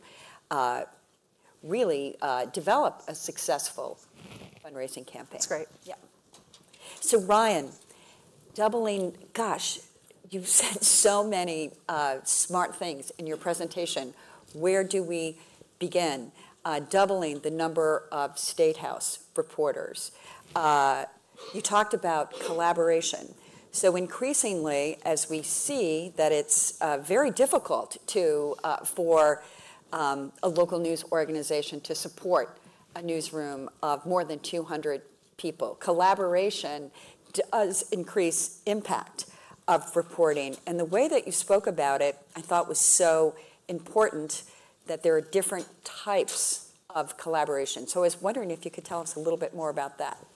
Right. So the collaboration that we're doing with the local NBC affiliate just focuses on investigations. And so we produce 4 investigations over the course of 18 months, and some of those look the same, some of those look different. We're really using it as an opportunity to experiment with the form and think about what are our strengths and what are the strengths of local TV, and how can we combine them to do really impactful stories. But there are other TV stations, both in our market and throughout the state, who want to talk to us. Well, we know that the NBC affiliate is a fierce competitor with the ABC affiliate, right? We want to work with them both. And so we're having conversations with their competitors about, okay, maybe it's not that we do investigations. We're going to leave that with our collaboration with the NBC affiliate, but maybe there's a geographic region in your coverage area that you just can't get to. And so when news breaks, maybe we can send a reporter out there, get a little bit of video, and maybe we structure the collaboration that way. You know, we're even talking to some local newspapers who are looking to hire reporters. After our Natchez event, the editor came up to me and said, you know, we're looking to hire 2 people. Let us know if anybody has come across your radar who'd be good for us to hire. Well, what I want to do is be those reporters, right? Because, you know, we have a staff of 16. I can send a person to Natchez for a couple weeks and do anything that they need us to do. And down the line, maybe we talk about some sort of cost sharing, but we want to be a resource to our legacy media. And so we've had a lot of receptive conversations around those types of partnerships, but, you know, somebody's just got to pull the trigger on it. I mean, you can't, you know, always just keep the conversation going. Like somebody has to pick up the phone and make the thing happen. We think that Mississippi Today is the organization in Mississippi that can do that and probably needs to do it. Thank you. And in Philadelphia, Jim, through the Solutions Journalism Network project on re-entry. So as a startup in Philadelphia, you had an opportunity to observe the lack of collaboration among many news organizations in Philadelphia. How did that Solutions Journalism Network approach and collaboration change?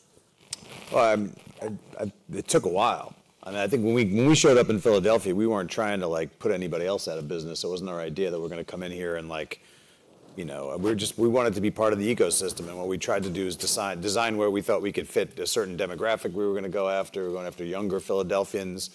You know, we were aiming at that where we didn't think anybody was, but we knew that we couldn't do it on our own. And so we tried to, in all 3 of the cities, we tried to do a lot of partnerships, and we made more progress collectively with the Philadelphia project, where we were working with lots of other organizations to cover one issue. We also did a long reporting series with the Philly Inquirer on SEPTA, the transit system in Philly. And so, I mean, we did a lot of collaborations, but it's not easy. It doesn't come now. My argument, as a guy who spent a lot of his life in legacy media, it doesn't come naturally to collaborate with other people in legacy, especially if you're the biggest player in town. You still have this attitude that why would I want people who read me to find other people, which is, I think, insane, because any smart news consumer probably knows most of the sources in their market. But in Philly, it really worked out well. And I think one of the things that happens every time another Broken Philly meeting happens, people come back and they say, it's amazing how well this is going. I think everybody expected it to be a fight. You know, it's like, let's get 19 news organizations to play nicely together. They probably had like armed security at the first meeting. Yeah, you end up with 10. Yeah, you end up with 10, but like they've all worked really well together. And every time that's always the reaction after every meeting, and it's going down now because I think people are now getting used to the fact that it's going to be fine. But it was really hard. But I really, as I said before, I think you have to look at a city as, you know, if you look at it as like a roulette table, like you have to have one chip on everything or 2 chips on some things, but you can't stack everything on 2 numbers like politics and high school sports. Because outside of that, there's 1,000 things that are not going to get covered at all. But that requires you to be willing to collaborate, and I think that's still the last hurdle. And also figure out what it is that you're going to cover. Yeah. So we'd love to take questions from the audience because, oh my goodness. I'm going to throw. Go. Oh. I got it. My name is Lisa Cohen. I am at the Columbia Journalism School. I run the DuPont Columbia Awards, which is for audio and video.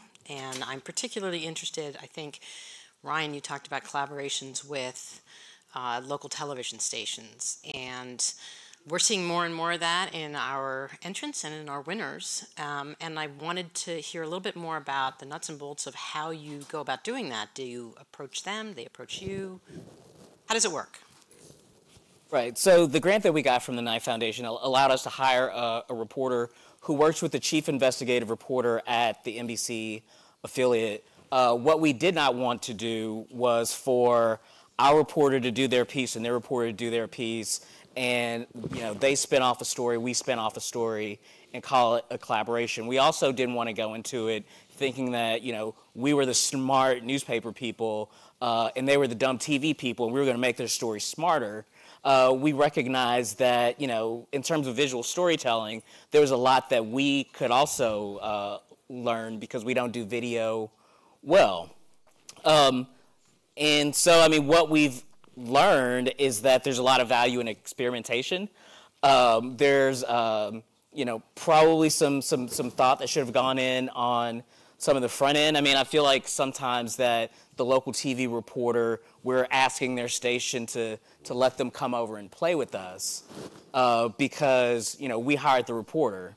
And so we need to think through some of those things and who's paying for FOIAs and who's paying for travel and that kind of stuff. And so we've worked it out, but it's really been a learning experience.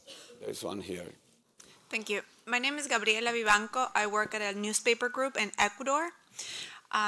There's a lot of people in the audience from different parts of Latin America, and it is an issue in our countries about philanthropy because it's not as strong or sort of sophisticated as it is in the US. And so I wanted to get your input. I know, Jim, you mentioned about culture or other things that you expect to see as more traditional media companies transition into a diversified revenue stream. What are the things that you have seen that work within the company or the necessary steps that are urgent or need to be taken for media companies to become more sustainable over time? So I can just jump in and just tell you we have a very successful program here in the U.S. It's called the Table Stakes Program, and Neil Chase, who is sitting right behind you, can tell you a little bit more about it. And it's an effort to bring and address culture change in legacy news organizations to really address the biggest challenge of all, which is strategic alignment. And as Jim said, the culture change issues. Yeah, I would just add one thing is the 10 things I had on my slide. If the culture doesn't change, almost none of those things can happen. Everything is downstream of culture change, and I think if there's, if your culture's not changing fast enough, if you don't have a fair amount of pissed off, uncomfortable people. Then, as a Latin American and a person who has been working in the last 20 plus years of helping Latin American journalism, I can tell you that the fact that we don't have a philanthropy tradition there, it doesn't mean that we are not going to have. Many things that people say in Latin America for years, oh, this is gringo thing, here is not going to work. We are seeing actually a proliferation of non-profits in Latin America, and there is hope. And there is the great work of Sembra Media that we're going to hear about this afternoon. So there are things happening. There's one there. Oh. And then. I am Christian from Colombia, local journalist. In the world news deserts grow. If journalism is a public service, should public funds fund local journalists? Should the government? Governments. Yeah, that's a good question. No? Sure. No problem. We decided in the commission not to focus on government. Yeah. I've become fond of saying should and other people's money don't belong in the same sentence very, very easily, or shouldn't. Whoops. Personal belief, I believe in the United States. To me, the bigger question is, what is your society value? And we in the United States have gotten ourselves into a pickle because what we thought we valued, we kind of don't now, and we don't know what to do about it. And so in the fullness of time, I think there does have to be a public policy shift. I'm not familiar with public policy in your country, but it's in the U.S. it's just out of step with commercial realities. I don't know that that's ever going to happen. It's certainly not going to happen in this administration. I don't even know what I'd do if I were God exactly. But what we do think is that in the interim, these organizations need to get sharper commercially, and philanthropy's got to take up a lot of the slack. Jennifer, last question. My question is for Tasneem. I was wondering if you could tell us what slides we missed. Oh, none. She went back. I'll post them. I'll post them. Were there any major takeaways that we didn't get to see from your presentation? Flip. No, I don't think so. She came back. I mean, it's not my fault. one more question. Here. So you were talking about fielding questions from the community.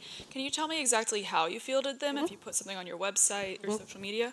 Yeah, I started just with digital distribution, just simple, right? Like, what's the lowest friction, lowest barrier to entry? It was started with just email and Google Doc. Google Spreadsheets. I quickly understood that I'm only reaching my audience, which is it's a lot younger than the traditional media in town, which is great. But it's plugged in people, it's highly educated people, it's resourced people. So that's where a few months ago I started printing out copies of my survey and taking them with me to all different community groups. So that's the Getting Ahead program I talked about. That's I'm setting up a meeting with the Tyler Young Professionals Network. Just who are the different groups that aren't represented right now in my database? And where are they? They're out there. How do I make this easy for me and just go to their meetings? Like, go to other people's meetings. It's a really great way of getting their attention. Also, community meeting organizers love guest speakers because it's less work for them. So the groups I'm trying to meet, how are they currently organizing themselves? And how do I get an invitation to come be where they are? And don't do it digitally. If it makes sense to do it digitally with that group, do it. But I have just found the most value in paper printouts. And I don't just say, here's this thing, fill it out. We go and we make it a conversation. So it's, all right, here's my first question. In the last 12 months, what's an area, what's an information gap where not knowing something affected your quality of life in a bad way? I also ask a really important question. What do you wish other people better understood about Tyler? I get some of my best questions that way. So, sorry, go where they're at. Okay, so thank you very much. This was a great panel. So we're gonna have the lunch break now, but we have the Facebook Journalism Project workshop, Instagram story for editors. So if you are registered for that, there'll be in English and in Spanish. English at the Capitol Room and Spanish at the Dell Classroom. And remember that for this afternoon, we're going to have a strong grand finale, right, with Matt. If you have not watched Epic 2015, take the lunch break and Google it and watch it, because Matt is going to be talking about it. And this afternoon, we're going to have the international panel also, and the White House panel, and they're going to be awesome. So come here in the afternoon, okay? Don't miss it. And now have a good lunch.